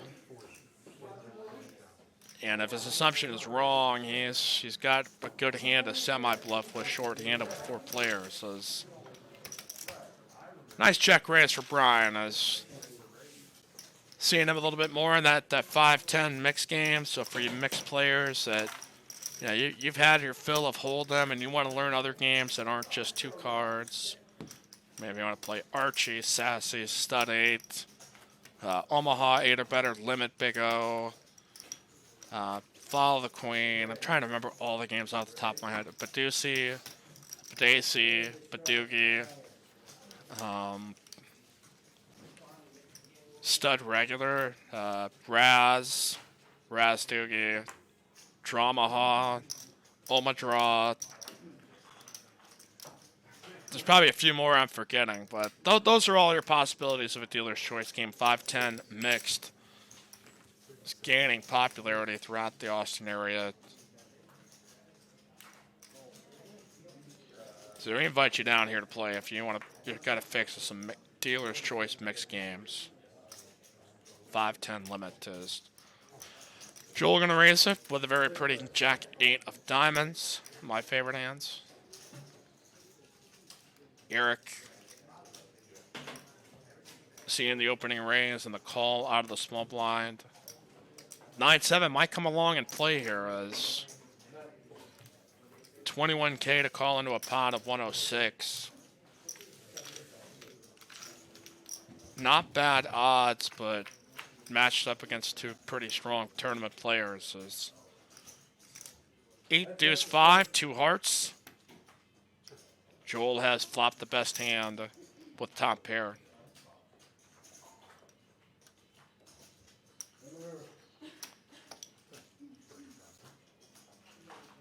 He's going to come out betting.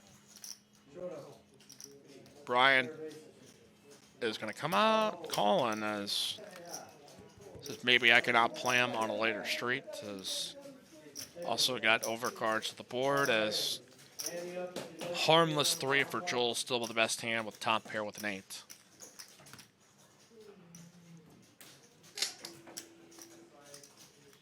We'll answer Nathaniel's question here after this hand is done. As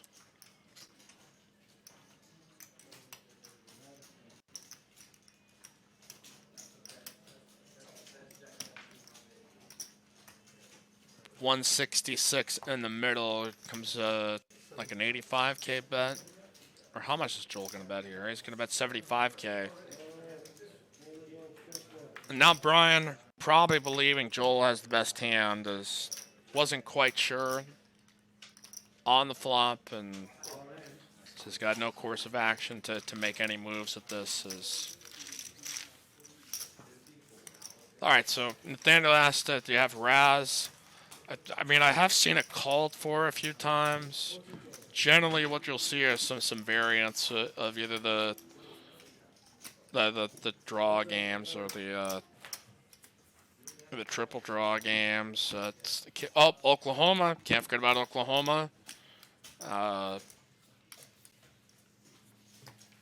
feel like I've named the healthy majority that we tend to see the most of, but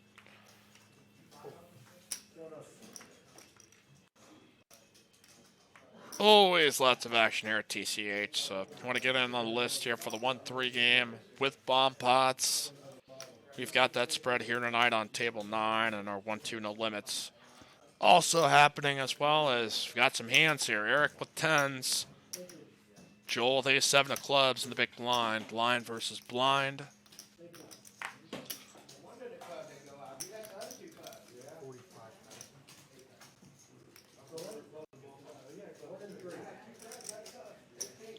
Eric had raised up to 45K. Certainly Joel's going to call as suited ace-7 forehand. Fairly strong hand that you can at least take a flop with. But now the question for Joel is, did he want to make that pot bigger or just play his position, keep the pot small, and see what happens next?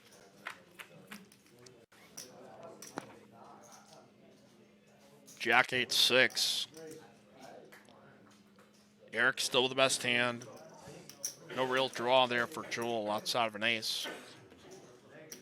Maybe some backdoor clubs, maybe some backdoor straight draws. A lot of good turn cards for him, but his price going to intrigue Joel. Again, William there as St. Raz on the menu. But like liver, it's not called for too often. Thanks, Bryson. Good friend Bryson Bird. Turn of 7. Potential problem spot here for Joel, who's turned a pair. So if he thinks maybe Eric's got a big ace that he's missed on, he could further commit himself to this hand. The bet out of 90K, a nice bet there by Eric. Not afraid of the jack. Not afraid of the draws. He's picked up one himself with an inside to a 9. But a huge advantage here.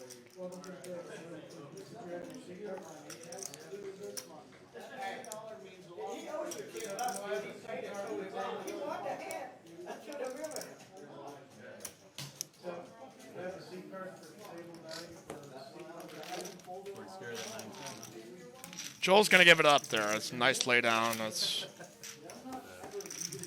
they had to figure that. Okay, he's gonna bend into me twice. It's really unlikely in this spot, but Joel's a pretty good player. He's making a lot of really smart decisions.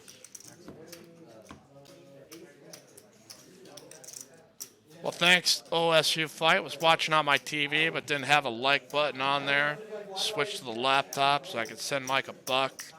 Best structured tourney in Austin, getting more players every week. Again, if you want to show your support, $1 tip to me for every time you press that like button.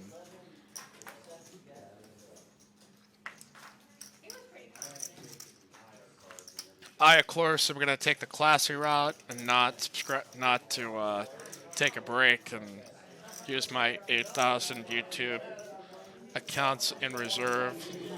No, I don't have that many, but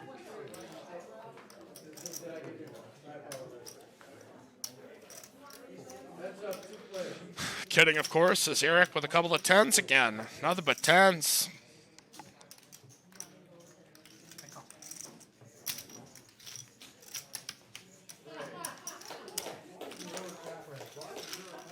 Ed gonna call the connected 6-5. Things looking up here for Eric because King 9 deuce with 2 hearts. Ed with nothing. Eric with no fear of the board as he'll continue and getting some chips back his way.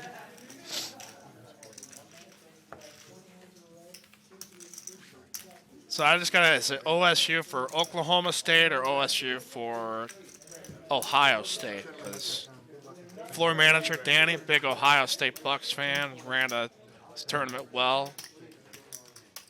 Assistant GM, and shout out to her. Got smooth running tournament. One of our old floor managers, Rohit, was in the mix. He had made it down to the top 15. Got moved to a new table, and all of a sudden saw him have to walk out as he got eliminated. I was rooting for Rohit to make a run at this, and he had a lot of chips for a while, but times the poker gods, they have other plans and sent Rohit packing for the day.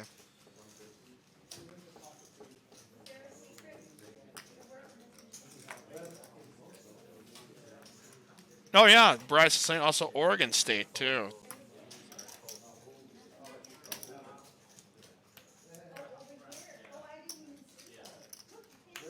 Dragonite asking, how many people entered this tournament? We had 48 individual entries with no re-entries. It's a Freezeout tournament. So we had 48. This flop from Queen, or excuse me, against Bryant's Queen 5 at 6-4, Ace King Deuce, all spades. Turn a jack. Bryant's still with the best hand with Queen High.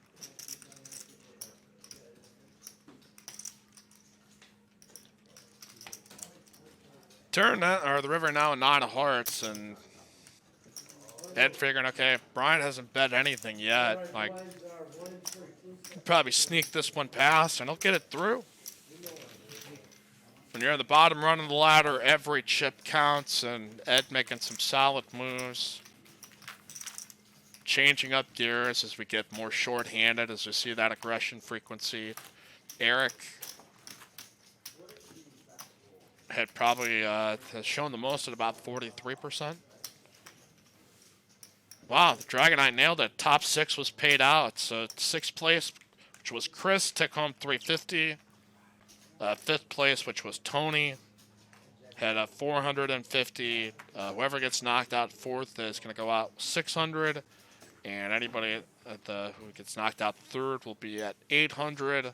2nd place at $1,050, and 1st $1,550. So $1,550 for 1st place tonight.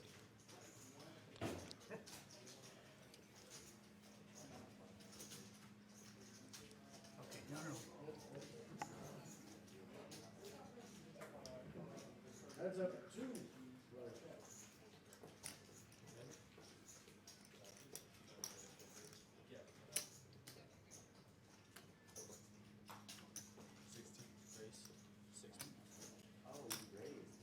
Well, we're over to the small blind, big blind. Brian raising it up with queen 8 offsuit. Eric in the big blind with ace deuce. And if he feels like Brian's just opening with whatever, he may jam here with the ace deuce. Dragonite saying, hey, I might have to play this tournament next week, and you can do so. Again, a 3K guaranteed prize pool, final table streamed on TCH Live.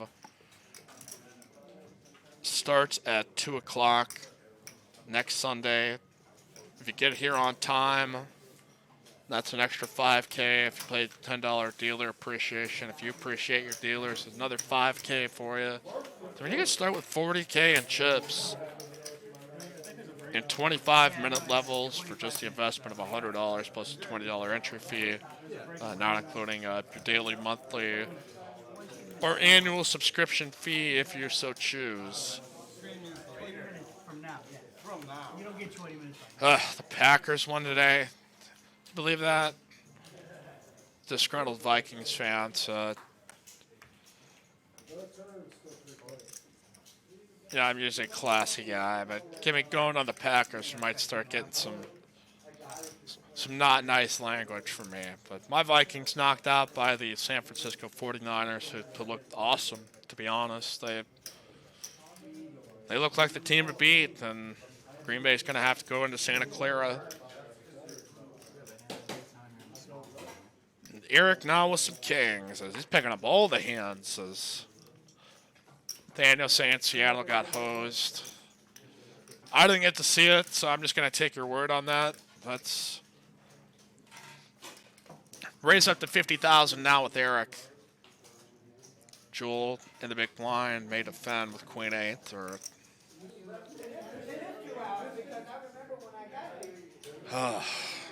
Bryson. Bring me that go pack, go crap here.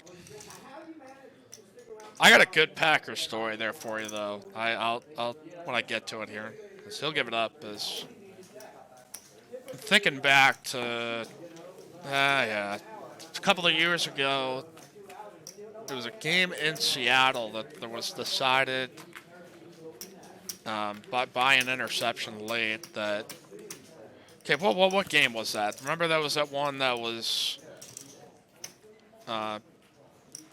And replay did not overturn the call because there was not enough evidence. So I'm sitting in a bar in La Crosse, Wisconsin, while this is happening, full of Packer fans. And as I see the play happen, I said to my buddy, I'm like, they're not going to have enough to overrule this. The city is about to burn down. And sure enough, everybody lost their damned minds when that happened. And as a Vikings fan, it felt like that Jim Halpert meme where he's looking through the window and he's looking kind of deviously. Like, that's a real-life version of that. Brian raised it with King 10 offsuit. Now, the day they won the Super Bowl back in 2000, what was it? I think it was like 2010, 2011. I mean, I did see college kids flip over cars and start fires. I mean, that is how passionate the Packer fan base is. I may talk crap about the fact the officials help them every game, but there is no doubt there's passion in the fan base, and that is the nicest you're going to get out of me today. That is the nicest you'll get. I think I'm going to see the like numbers go down here. A couple people unpressing that thing. So, Mike, I was with you here on the poker analysis, but when you started talking football, I started just getting steaming mad. But if you want to support the commentary, $1 is going to be tipped to me for every like during our live stream. 31 fantastic people that are not my immediate family, pressing that like button to 31. So I appreciate it, guys. 5 episodes in, and I love what we've got so far. It has been so much fun to be a part of this, and we'll see, what other faces we get involved. Is Ed with a nice raise of 6-3 of diamonds.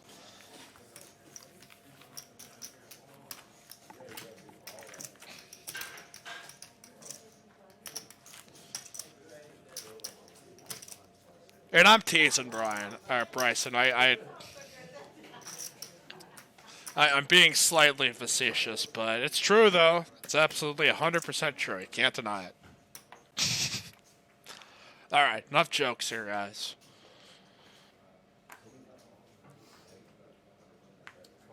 Bryson, felt kind of bad for Bryson. He got smeared all over a highlight reel because he got in that three-way all-in with Moneymaker and on. Good sport about it. I mean, it wasn't probably one of the most exciting hands of the night. So you could check that out on our YouTube videos there, some of the archives. Chris Moneymaker runs Kings. I think it was the YouTube. All right, King, 3 deuce, 2 clubs. Nobody's flopped anything. Eric technically with the best hand with Jack high.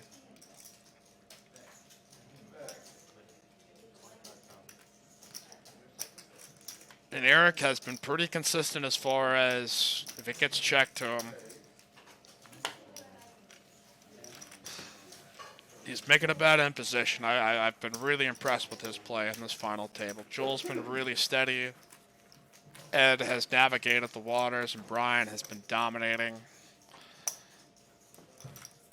Bryson asking, why do you bring up old, terrible stuff? And it's like, I'm a Vikings fan, so if you ever know that guy that can recall bad beats with impeccable accuracy from like 5 to 10 years prior, that's every Vikings fan on this planet. That, you know, we are the guys when we're like 80 years old. We can tell you about the time our Kings got cracked and from like 30 years ago. Like that is how haunting some of the memories are. But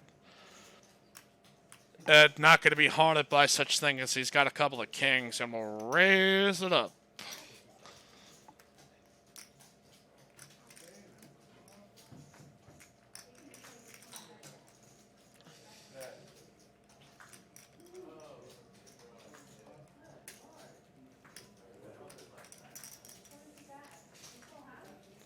Ryan wisely getting out of the way with ace-8, and would have been the only other hand to maybe tangle up with them, but yeah, again, it doesn't open with a lot of hands that haven't been pretty good ones.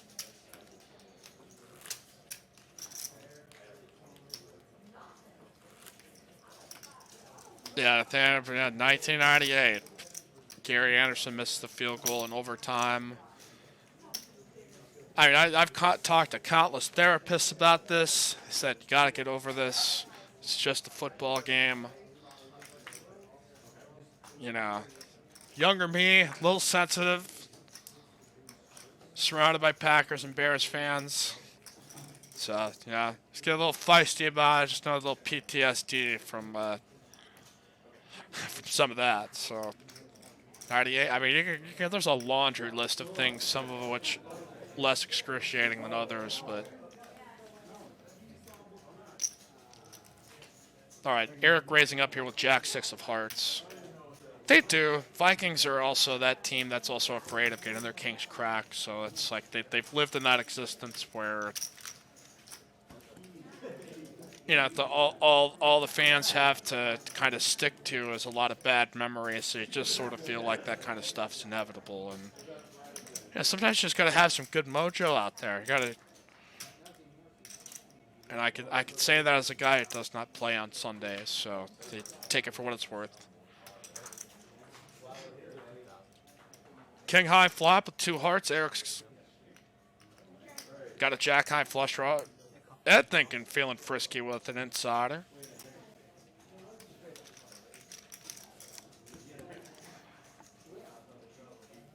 Might think about making a move on this too, as does he feel like he can just lead at the turn, as Eric now with a flush draw, straight draw, and technically the best hand with jack high.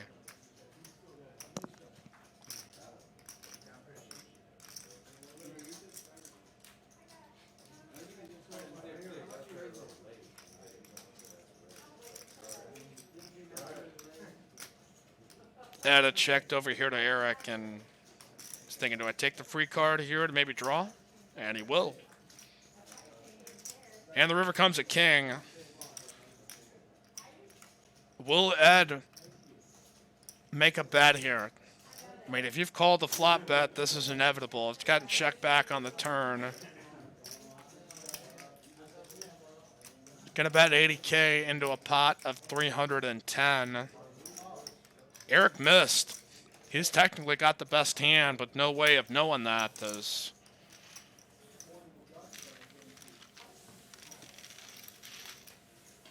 Nice move there by Ed. It was a little bit of a head scratcher, but again, if he felt like that turn was going to get checked, he's going to have an opportunity to maybe win the hand on a later street. With 10K, 20K, big blind, and big blind ante, 50K is already in the middle. See if those under the gun and button players start to get a little bit more aggressive.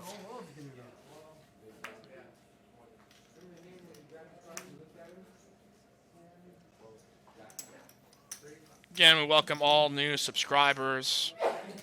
Again, 1 hour if you have not subscribed yet. Earns you 1 free hour of play.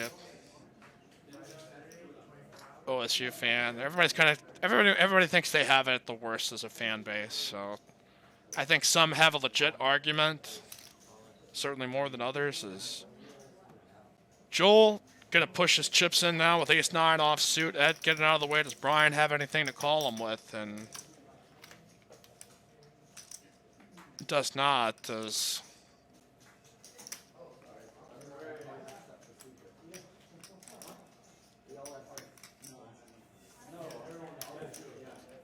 OSU fight saying, hey, 28 straight years of losing seasons.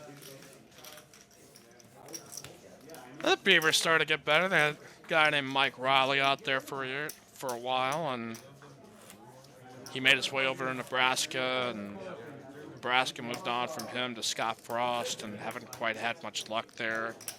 I'm sure nobody in the Big 12 feeling sorry for Nebraska.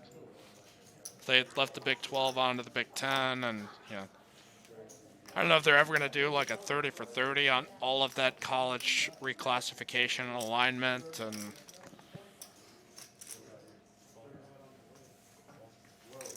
a hot topic that'll get Aggies and Longhorns fans going.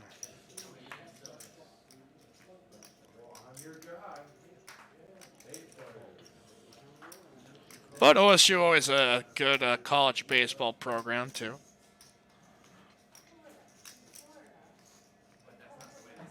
Eric now with the option with ace-3 in his big blind. Brian with jack-5 offsuit. Had limped in from the small blind, and here comes a raise by Eric. Again, really solid play by all these guys. Eric has had a lot of really good hand combinations, but to his credit, I think he has maximized all those scenarios.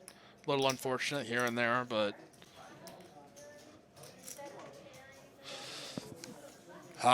the day Randy Moss did not get drafted by the Dallas Cowboys. I can remember that. 1998. I was watching the draft with my dad. We could not believe it that Randy Moss had fallen that point. That was about the happiest I'd ever seen him at that time.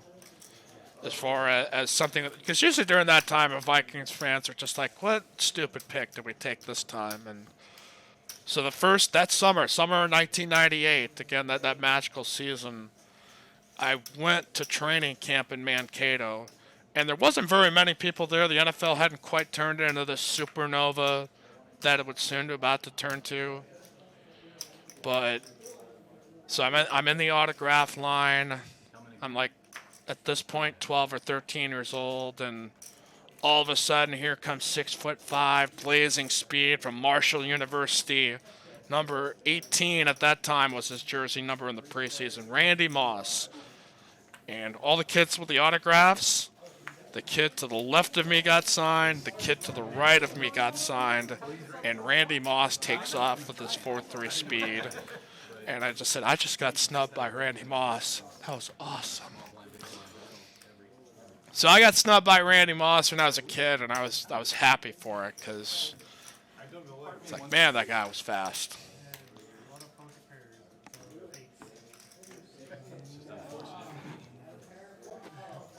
All right, we've gone on a side tangent. There's still poker being played. On our final table, the 3K guaranteed mega stack Freezeout, 48 entries.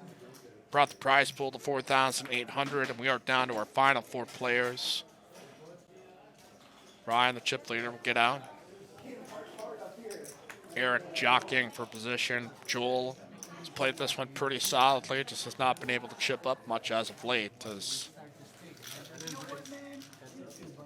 Heads up here to a flop. 8-5 of diamonds for still Jack 3. Diamond flush draw now for Joel. Open-ended straight draw for Ed, and a bet and a quick call is go to the turn. It's going to come a 4. See if Joel slows down or he keeps firing. It's going to go check, check.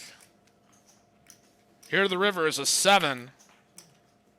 Ed technically has the best hand with Jack high, and Joel's going to give it up, and Ed will give up and find out his Jack high is good. It's a little bonus Jack high pot, you know. All right, thanks for tuning in, Bryson. Appreciate you having us here in the chat box. If you want to keep up with us here on TCH Live, you can do so. You can also drop us a comment if you are catching this here on the archive.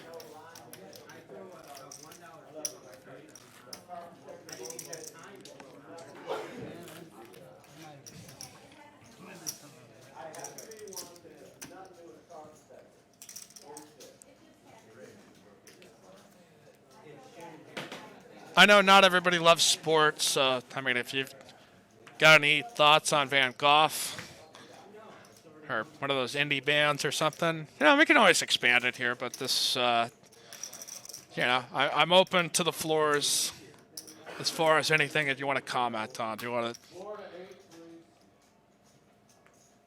your favorite way to cook asparagus? You know, hey, I'm open. Let's hear what you got to say. Join us here in the chat box here on TCH Live. And if you press that like button, it's a $1 contribution, a $1 tip to old Mikey here, your broadcast host of TCH Live.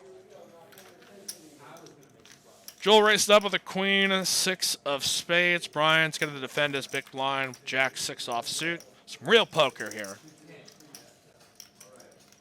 8-8 deuce.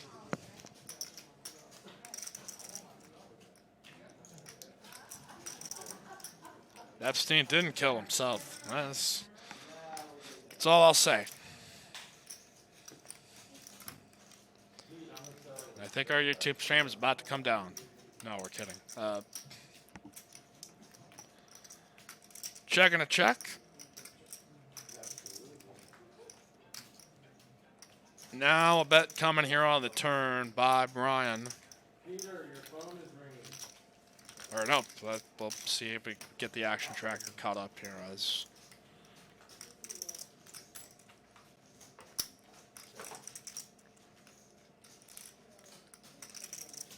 again, all this being read by RFID technology, the camera following along as the action's being directed through a tablet. All right, turn to come a 10 of diamonds. Brian had made a bet on the turn. Joel had called them with the intent that he either thought he had the best hand or he could bluff him on the river.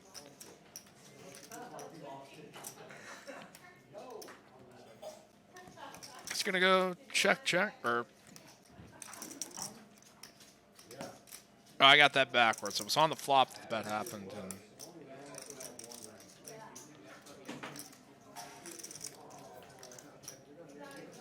we piece together the story here as the river comes a deuce. Paired board, 8s and deuces. Joel with the best hand with 8s and deuces and a queen. Brian's going to come out betting, though. Joel will quickly give it up. As I think Joel had the right idea, just couldn't quite bring himself to barrel the turn. As a couple more comments here. Adam Sandler deserves an Oscar nod for Uncut Gems. I haven't seen it yet. I did see 1917 the other night. Loved it. Effing loved that movie. A single shot camera following a mission during World War I. It's really intense visually. It's a stunning movie with a great story, great performances all around. Not for the faint of stomach, but reasonable in that aspect. Adam Sandler's movie is getting a lot of buzz too. Was OSU fight saying want more college baseball talk? Go Beavs. I think Longhorns fans wondering when their baseball program is going to come back to the rise. It's tough after the manager had passed away. I feel like the soul of the program is taking a hit to a degree, but it is Texas. Plenty of talent here. One kid I broadcasted for is committed. A couple of kids on that team I've gotten to be able to see at the high school level. So hope to make a trip out there to the dish to go watch some games. Got to see a couple of those Aggie guys play as well. So sooner you know, it'll be baseball season, but we got our eyes locked in. Again, the national championship tomorrow, BCS national title game in New Orleans between LSU and Clemson. Who do you guys got tomorrow between LSU and Clemson? So I'll leave it at that. Looks like we are going to take a brief break to chip up and give the players a rest. Again, at the final table of our 3K guaranteed mega stack Freezeout, $4,800 in the prize pool, 48 entries. We are down to our last 4 players. So we will take a break as well. Yeah, my name is Mike Inlet, Dealer Mike. For every like that this video gets, $1 tip for me. And creative way to show your support. Hit that like button as we take a break and we color up some of those purple chips. Some of those yellows. Again, the purples are 500, the pinks are the 5,000, the yellows are the 1,000s, and you can see some of the orange 25K chips. We could see the navy blues coming into the mix here soon.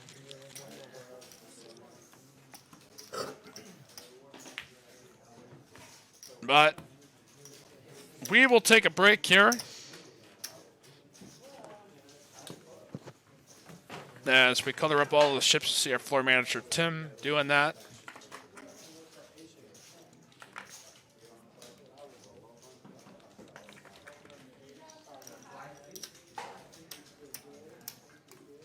So stand by for more action.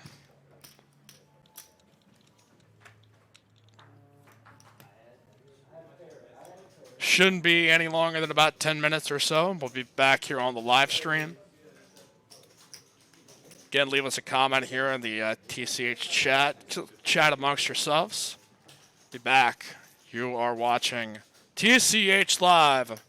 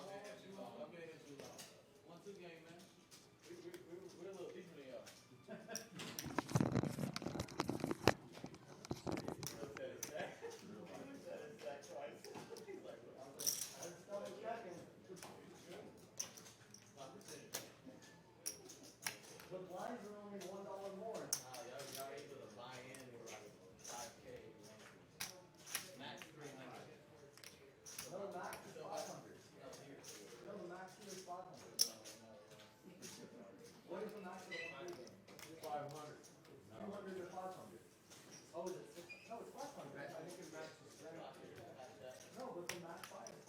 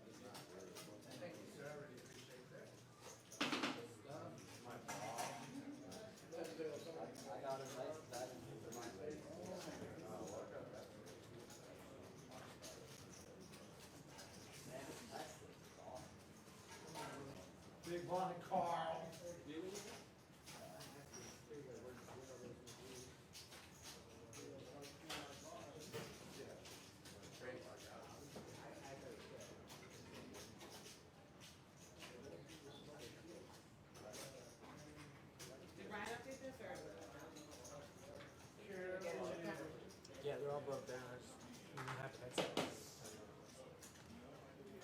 This is 700. That front stack. Yeah, he counted already. It's 714, but we count this stack because I know these. 320, 370, 385, 399.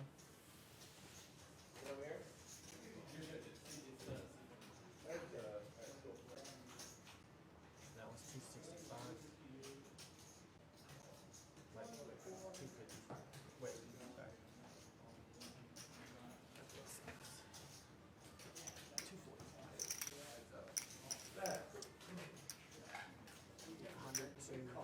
Okay, that's what I have. That's good. 3, 4, 20, 450, 458. That's what I have. There should be 757. So far off. 1, 2, 3, 4, 5, 6, 7. Oh, I'm sorry. 7, 8.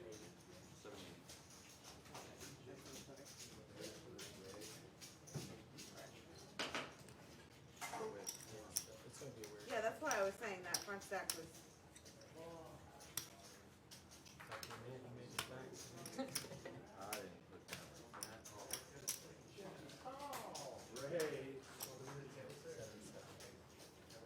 Okay, that's actually what I had. So. Okay.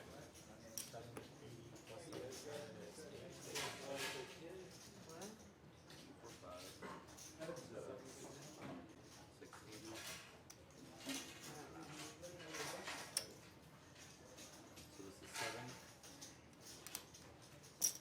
So this is 7.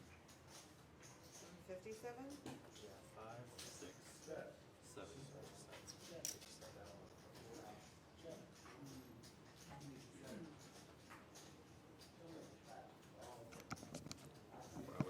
All right, everybody. Mike, I'm back with you here as players will be getting back here to the table shortly. As you see a chip up happening as lower denomination chips being exchanged for higher denomination chips. So if you played in these tournaments and wonders what's been going on while you go take a break, well, this is kind of the nitty-gritty stuff that our floor managers handle on a day-to-day basis. Looks easy, but it's, want to have the right kind of combinations out there and make it easier for the players so they're not just pushing around 20 to 40 chips. And so that's why we do the color ups here at this point.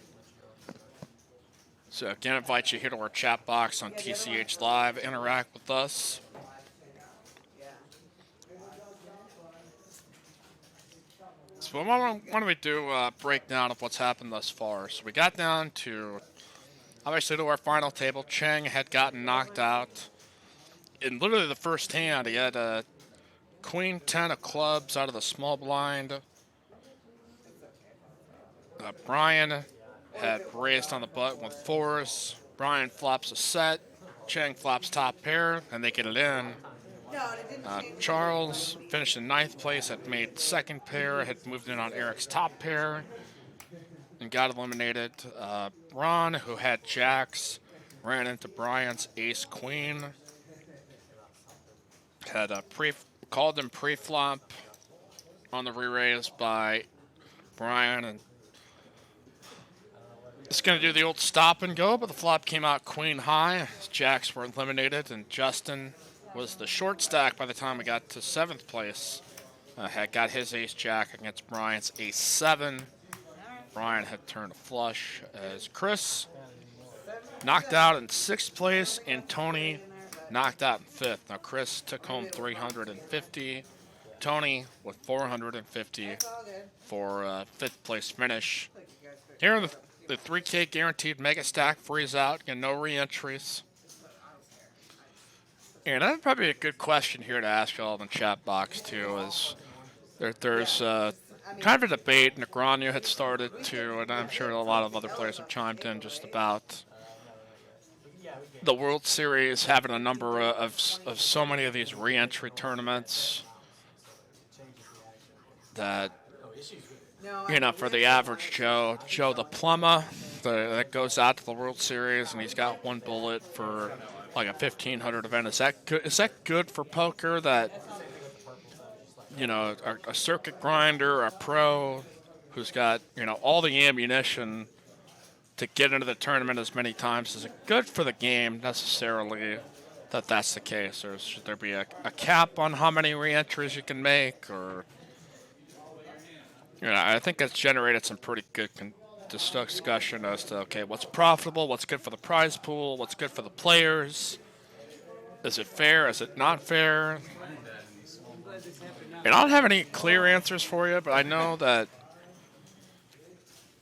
for a lot of people that do go to the World Series, that if they do, it's that they want to play some of the small buy-in events, want to get a good bang for their buck, and so we've made this a freeze-out tournament, and it's been when we had it at the Moneymaker, we had this this same kind of tournament structure style as re-entry.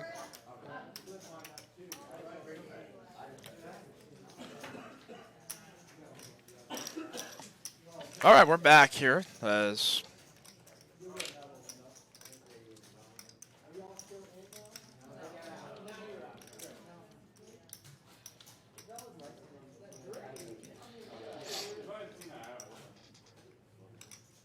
let's see what our blind levels are as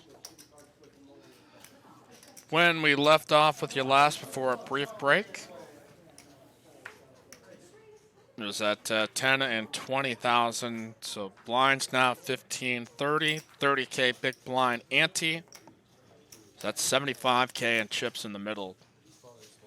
So these last four players, Brian, Ed, Joel, and Eric all battling it out. So I think they get to go ahead to proceed here as it's going to get folded, and Eric will pick up the blinds and the ante. Enough to call 240. Did you have enough of a hand to call 240? Or Eric presumably had raised as you see the stacks there effectively. Brian with 40% of the chips in play. Everybody else trailing right behind as these players will start feeling the squeeze really soon. If not now, the next level will be 20,000, 40,000 with a 40,000 big blind ante. The level after that, 25,000, 50,000 with a 50K big blind ante. And we will continue our stream for as long as it goes here tonight. And Ed gonna raise it with 10-9 of clubs up to 95,000. Put about a fourth of a stack in. And nobody with anything to call them with as it pays off. As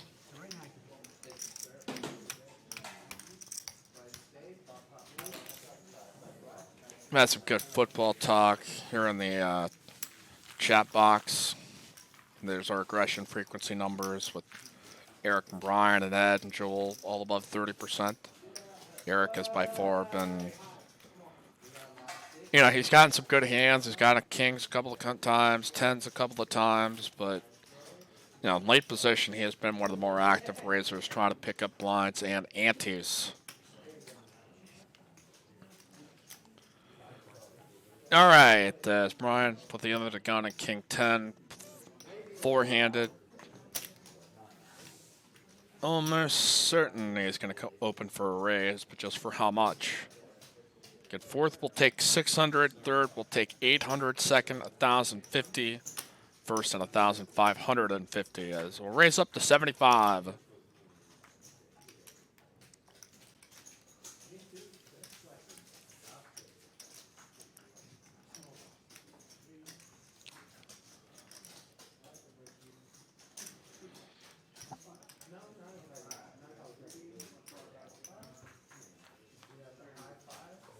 Everybody folding as we'll get to Ed, and I'm going to play the Doyle Brunson here. As think we've had anybody play 10 deuce during our first 5 installments of TCHLive on YouTube, soon to be on Twitch.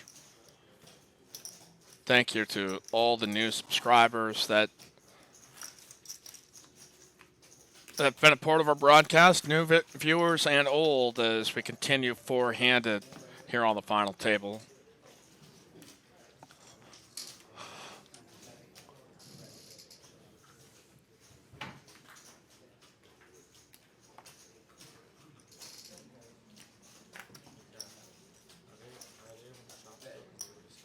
Eric here under the gun with King 10 offsuit. Does about 400K and be in the blind next.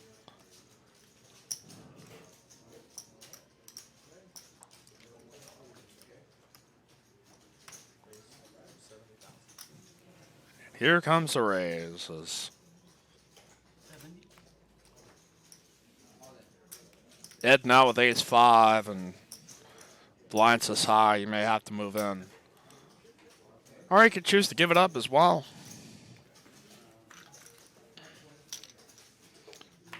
Brian with the 6-2 suited.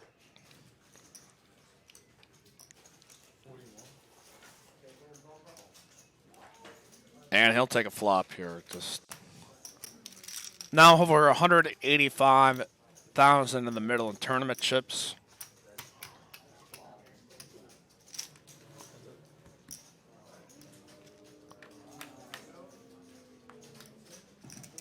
Flop's going to come out jack high, 2 spades, jack 8-4. Nobody is paired.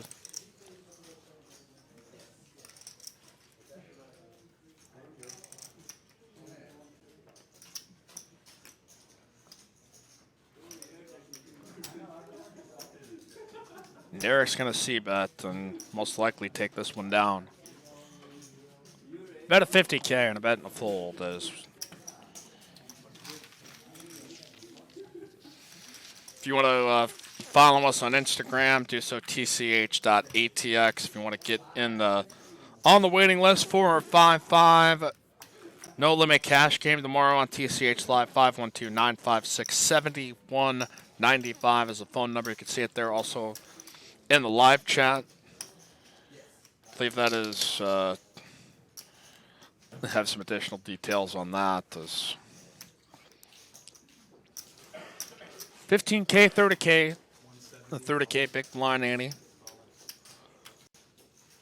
Joel gonna move all in here with 170K left.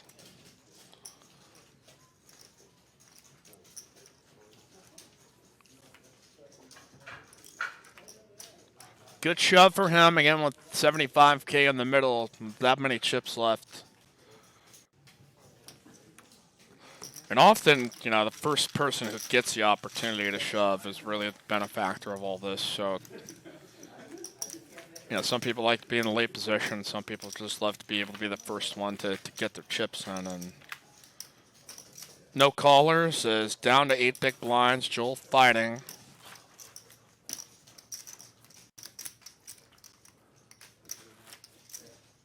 Now, Ed, who I don't know particularly well, has been pretty solid. I mean, he's not gotten on a line too often. A bluff here and there. Pretty tight opening range as far as hands he's raised with. Here at the hand 67, opting not to make a move here with a 9-8 of diamonds. Brian on the button.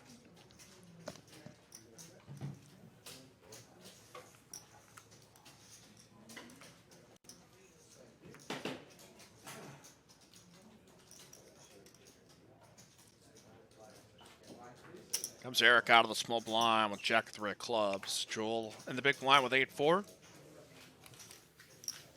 Yeah, and he will check his option with 90K in the middle. Flop comes jack 7 deuce. Top pair here for Eric. Has flopped well and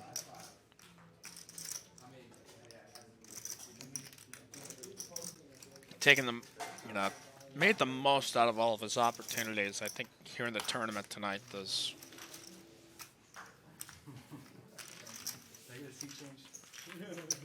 And gonna take it down. Little pawn of 60K.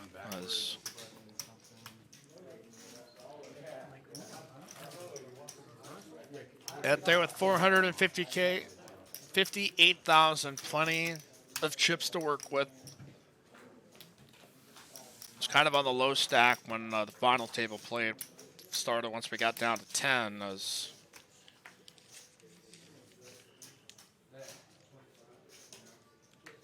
climbing up as we go. As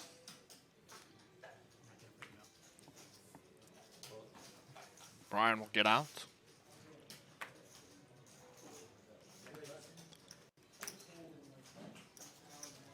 Eric, who's raised often here on the button.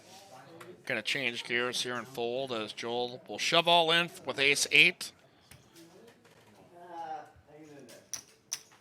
And Ed has an opportunity to maybe gamble and knock a player out. He's already got 60K invested, but just too much for him to try to gamble with. As give up the 10-6 of spade. As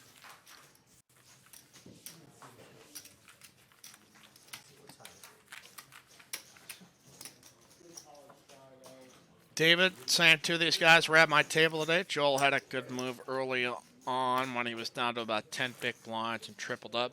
It's cool to see him make the final table.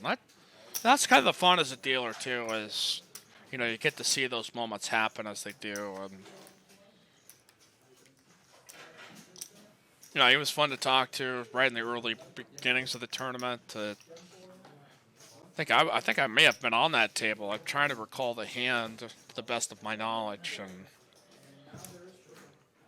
shovel in now here from Joel with Jack 10 high. Doing a great job changing gears here and bringing the heat as he shoves all in for 245K. 75K being sent his way. If there's your V-pips, your voluntarily put into the pot percentages. Now all kind of evening out as So the streamers, they're commenting. Brian, Eric, and Joel have done a fair amount of mixing up. That's played it fairly straightforward. Oh, he's watching the stream live. Commenting live. Yeah, it's paid off really well for him. Like this is 15. Unscripted. Now a heater here for Joel as he's picked up queens under the gun. And all right, he's shoved all in pre-flop, 10-8 and Jack 10. And now he's got his chip position as such that he can open here for a standard raise if he chooses.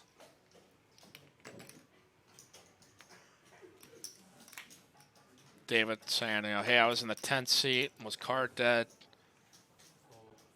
Caption, spoiler, no, I wasn't. I just made very stupid plays. Well, at least you're honest with yourself. That's not everybody's big enough to admit that. But Joel shoved all in now with queens. Eric thinking about it with king jack. Doesn't like the spot. We'll give it up as Joel going to show off his queens. Like, hey guys, that's what I've had every time I've shoved. That would be weird if I didn't win race. We're going all in 3 times. 15K, 30K. These stacks now getting to 20 bigs each for everybody. So now, certainly the edge that Brian has had is shrinking, but still a pretty good chip advantage.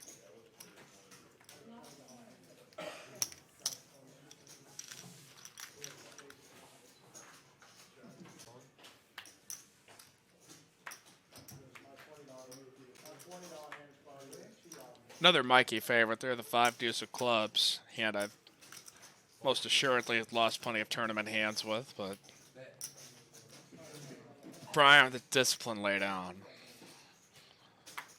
Eric's going to come out firing from the small blind with king jack and four-handed. King 7 doesn't look like much, but I think Joel has noticed Eric's raised a lot of hands at king high.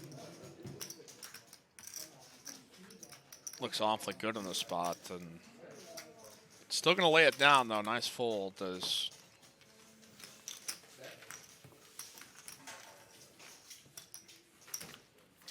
Joel, Ed, and Eric all chasing Brian. Has got 627K, but the ante's up, the blind's up. 15K, 30K apiece.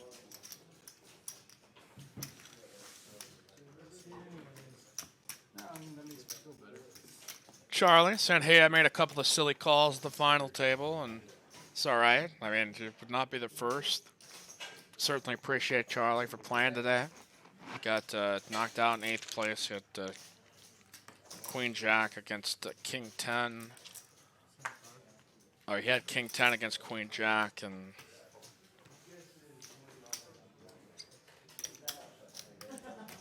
I think all of us can say that at many points. Just feel like you've made a couple of silly plays, and I just move all mine mostly online, so nobody ever sees it or knows it's just me. So keep my mistakes relatively anonymous. And Ed gonna defend his big blind with 6-5.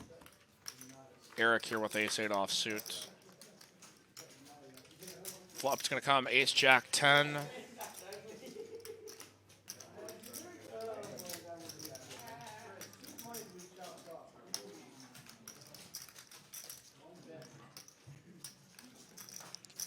Eric here with top pair, Ed with nothing. No moves in Eric's bag, or excuse me, Ed's bag, so he'll get out of the way. As Eric, most aggressive pre-flop, raising.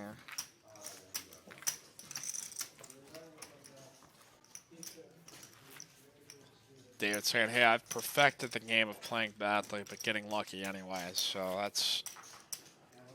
You might have to start a class on that, because I have no idea how to do that. Not a clue. How to run badly and still get luck, or how to play badly and get lucky. That's...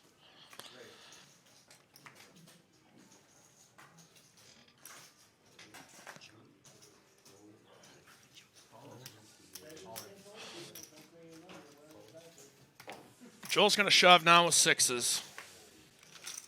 Brian out of the big blind. 10-8.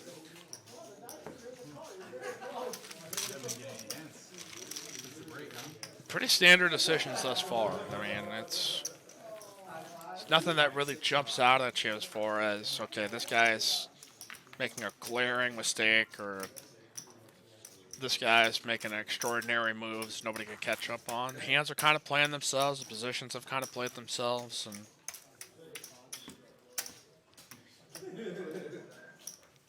And as it does when it comes down to tournaments, it's just kind of it seems to come down to one player picks up a hand and another player picks up one, and they get the chips on.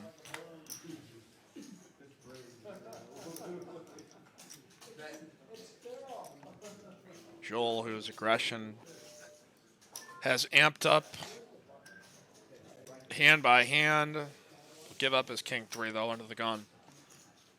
Now Ed with an ace-6 offsuit. He's got about 263 left as we'll open for a raise on the button.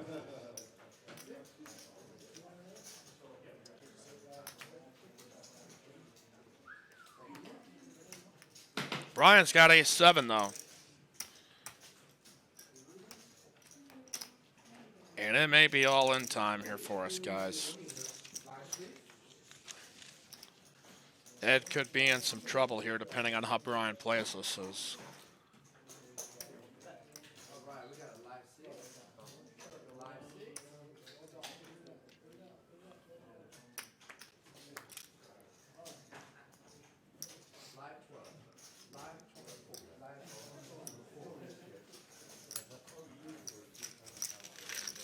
We'll go heads up here to a flop.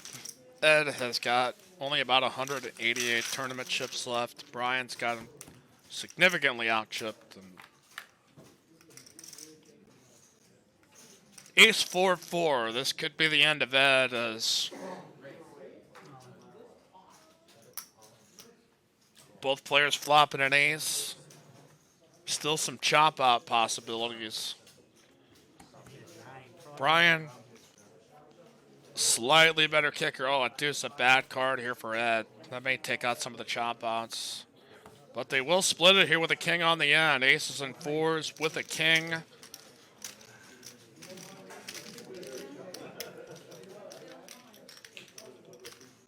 Brian was going to need a card lower than a 6. Or he would need to pair to 7. And any card above that was going to result in a chop with the board coming ace 4-4 as...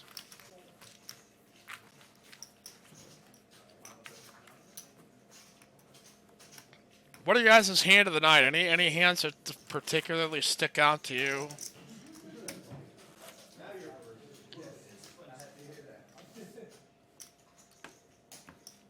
I mean, most of these have really kind of played themselves, but I'm trying to recall from about 2.5 hours or so of our final table, just which ones in particular landed with you as either interesting, amusing, fun, tragic. Floor is yours if you want to chat with us here on TCH Live. Joel shoving all in now with King 8 of diamonds.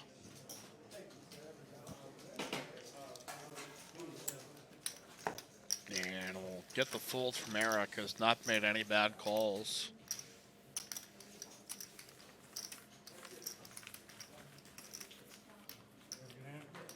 Decent.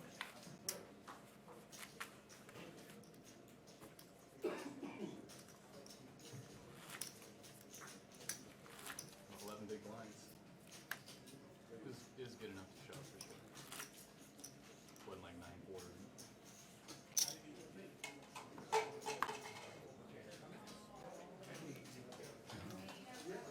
So high tech. Still four-handed or 76th hand at 15K, 30K blinds. The big blind ante posting for 30K. And I've really enjoyed that change to poker as you're trying to collect antes from anywhere to 6 to 10 players can slow down the action. And Joel now with ace-7. A tricky spot to be in here on the small blind, and Brian has opened king 10.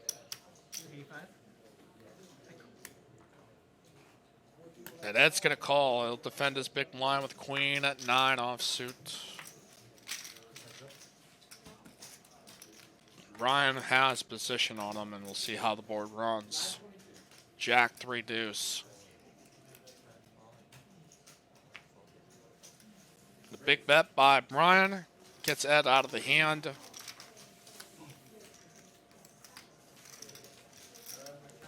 Now Ed is down to about 5 big blinds. He's got 178K in chips. As we keep going here on TCH Live, if you want to join us here, excuse me, at the card room, we are open until 3 a.m. tonight. Here to Monday morning, resume play back on Monday at 11 a.m. Again, 11 a.m. to 4 a.m. Monday through Thursday. Then on Friday, after we open at 11, we're open 24 hours on Friday and Saturday and do not close here again until Monday morning. Joel now with king 9. You know, for short-handed, he's got some pretty good hands to try to maneuver with, and has played them all fairly well as we're raised with king 9. Brian in the big blind with 6-5 offsuit.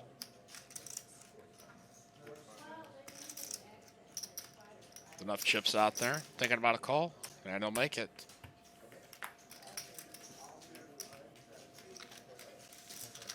So we go to our flop.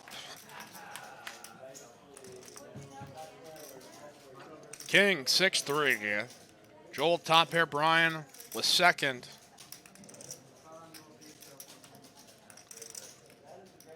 Let's check the Brian here on the button. It's not going to go anywhere as the bet of 100, or with the pot of 195.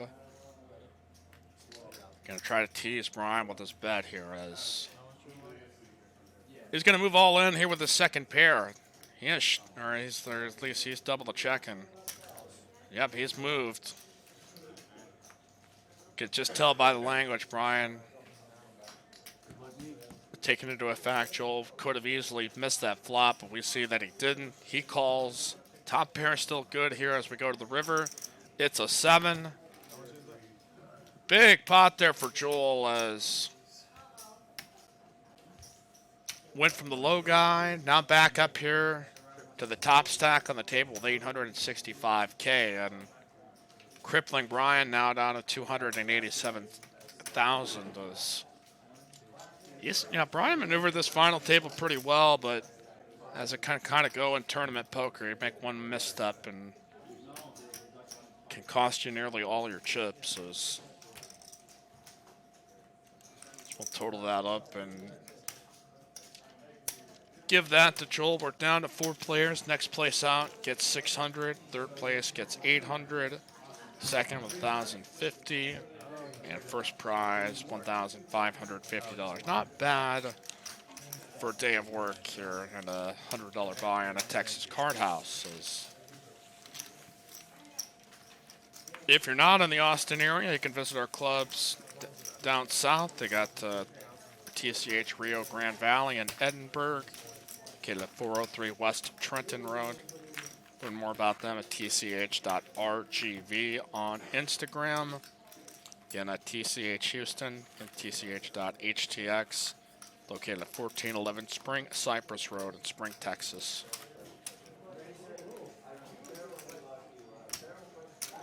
They are open until 4 a.m. tonight, open up to 4 a.m. every night. Open tomorrow at noon. All right, here we go.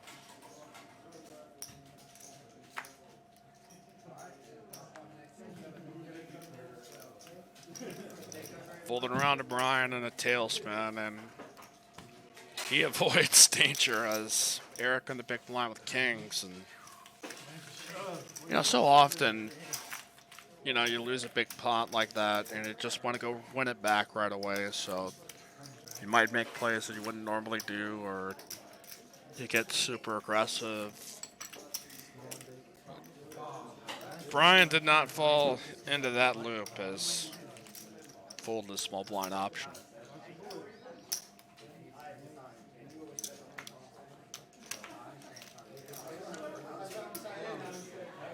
Ed's going to move in with a 9-6 of clubs with not much left. Try to see if he can pick up the blinds. Eric's not. Well, Eric's got King 5 of diamonds.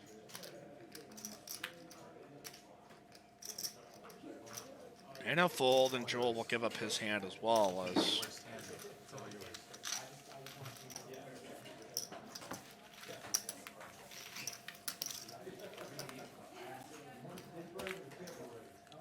As you see, the stack size is blinds now 20K, 40K, so that means it's already 100K in chips if you count the blinds and the ante. I think some of those cash game streamers wish they could have seen a lot of these hands, because a lot of guys felt like they were a little card dead during that last session, and I've seen a lot of primos here as Brian now with a couple of cowboys. And there is just one move that he can play. Well, there's two. I mean, he can just straight open up, raise it. Raise up to 120. See if he's got any hand to contend with, and Ed certainly doesn't.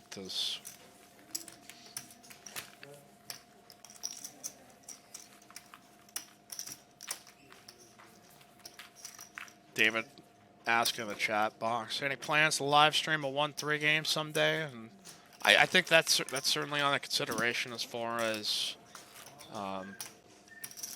to do so. I mean, I think we feel pretty good about the days as far as what we'll stream, and that's again Sundays for the tournament and Mondays and Thursdays for the cash games. And right now it's 5-5, but I mean, that's why we want to hear your input. What do you want to see streamed? What do the players want to play? And again, if you want to play 1-3 here, it is match the big stack. Initial buy-in of 500 max. So if you like 1-2 but want to play a little bit bigger, not quite play big enough as 5-5, 1-3 no limit here at TCH is great. All right, Joel raising now with King 9. Brian with King 9. Seeing double here.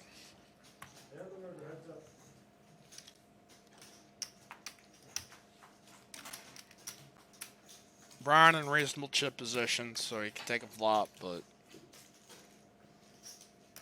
he will call the 60K.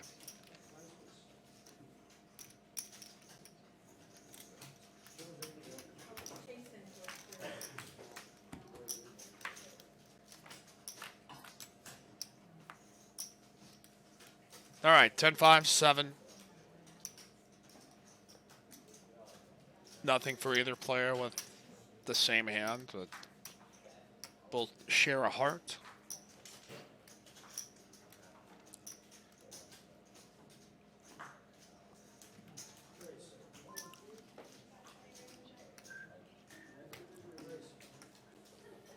Joel will continue as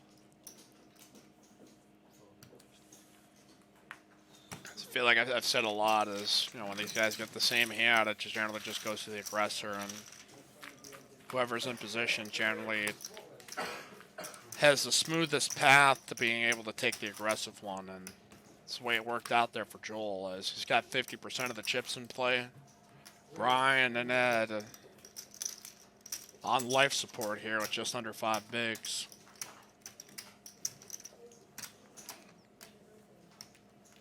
I agree with David there. The nice thing about having a seed versus the rake is that in established game, I mean, you really start to see some of those chip stacks add up, and then you get another player that decides to match the big stack. You can get 4-4, or excuse me, well, as Ed gonna shove with 4s. And these 1-3 games can play pretty big here too. So if you're seeking action, you see only 1-3 some nights, or believe me, those games still get pretty darn big. And Eric's gonna call here with Ace Jack. Ed's tournament life on the line with 2 overs and Ace 9 deuce. Needs runner, and now 2 pair here for Eric. Still the same story. Got 1-4 left, and Ed has made a nice run at this. Has been eliminated in 4th place for $600, and we are down to 3. It is Joel, Eric, and Brian.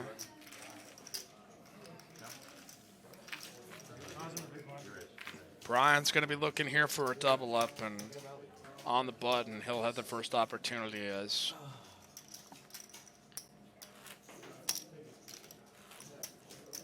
for the blinds as high as it is. I mean, you're going to be 3 hands per orbit, so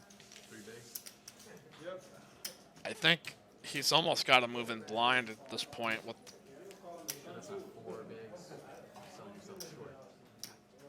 but he won't have to, as he's got King 10 suited. So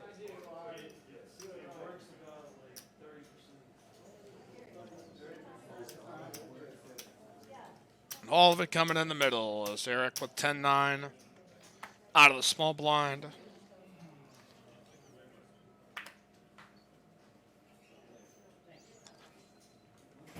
He's made a lot of reasonable and good decisions. We'll give it up. And Joel with what I call the Texas Card House Aces, the 3 deuce suited. I just feel like that hand wins sometimes. Cracks big hands, but I don't think even in his most optimistic scenarios that he could play that. Brian will take it down. Again, friends don't let friends play 3 deuce suited. All right, that's at least without a little emotional support, some guidance as to how you can navigate the waters. All kidding aside, again, you can join us here in the chat box at TCH Live. Leave us a comment. Let us know where you're watching from, hands you found interesting. So leave us a comment if you're catching this on the archive.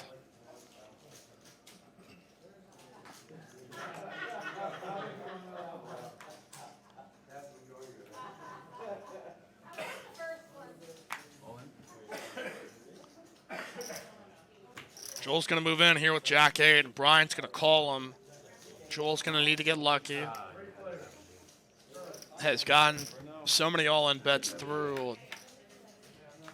Some of them with good hands, some of them with not-so-great hands. He's going to need a jack.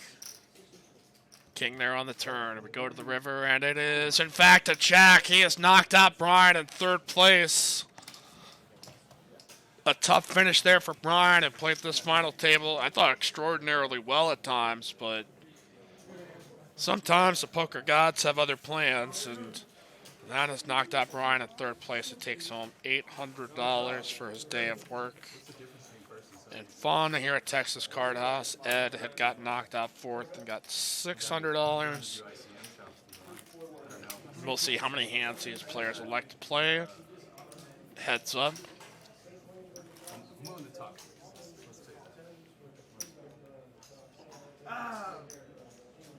So we'll continue here. Maybe some discussion here, but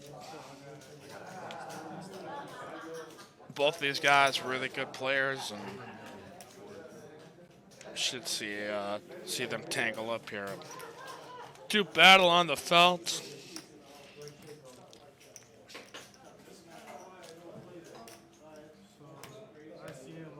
That's a game sometimes, guys. It's sometimes you get in with the best hand and lose, and get in with the worst hand and pays off. And certainly can't fault Joel for moving on the pot. Can't fault Brian for calling. And that is the game, as these players figure out just how many chips they have. As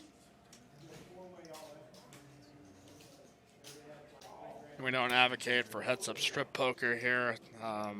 It's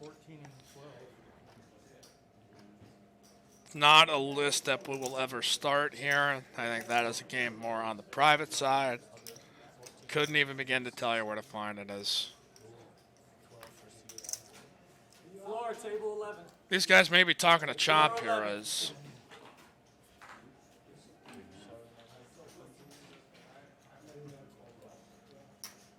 again, Texas Card House cannot coordinate it, but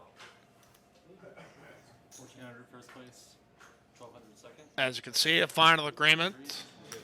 Players do need to push their chips forward to signify that a chop is going to be made.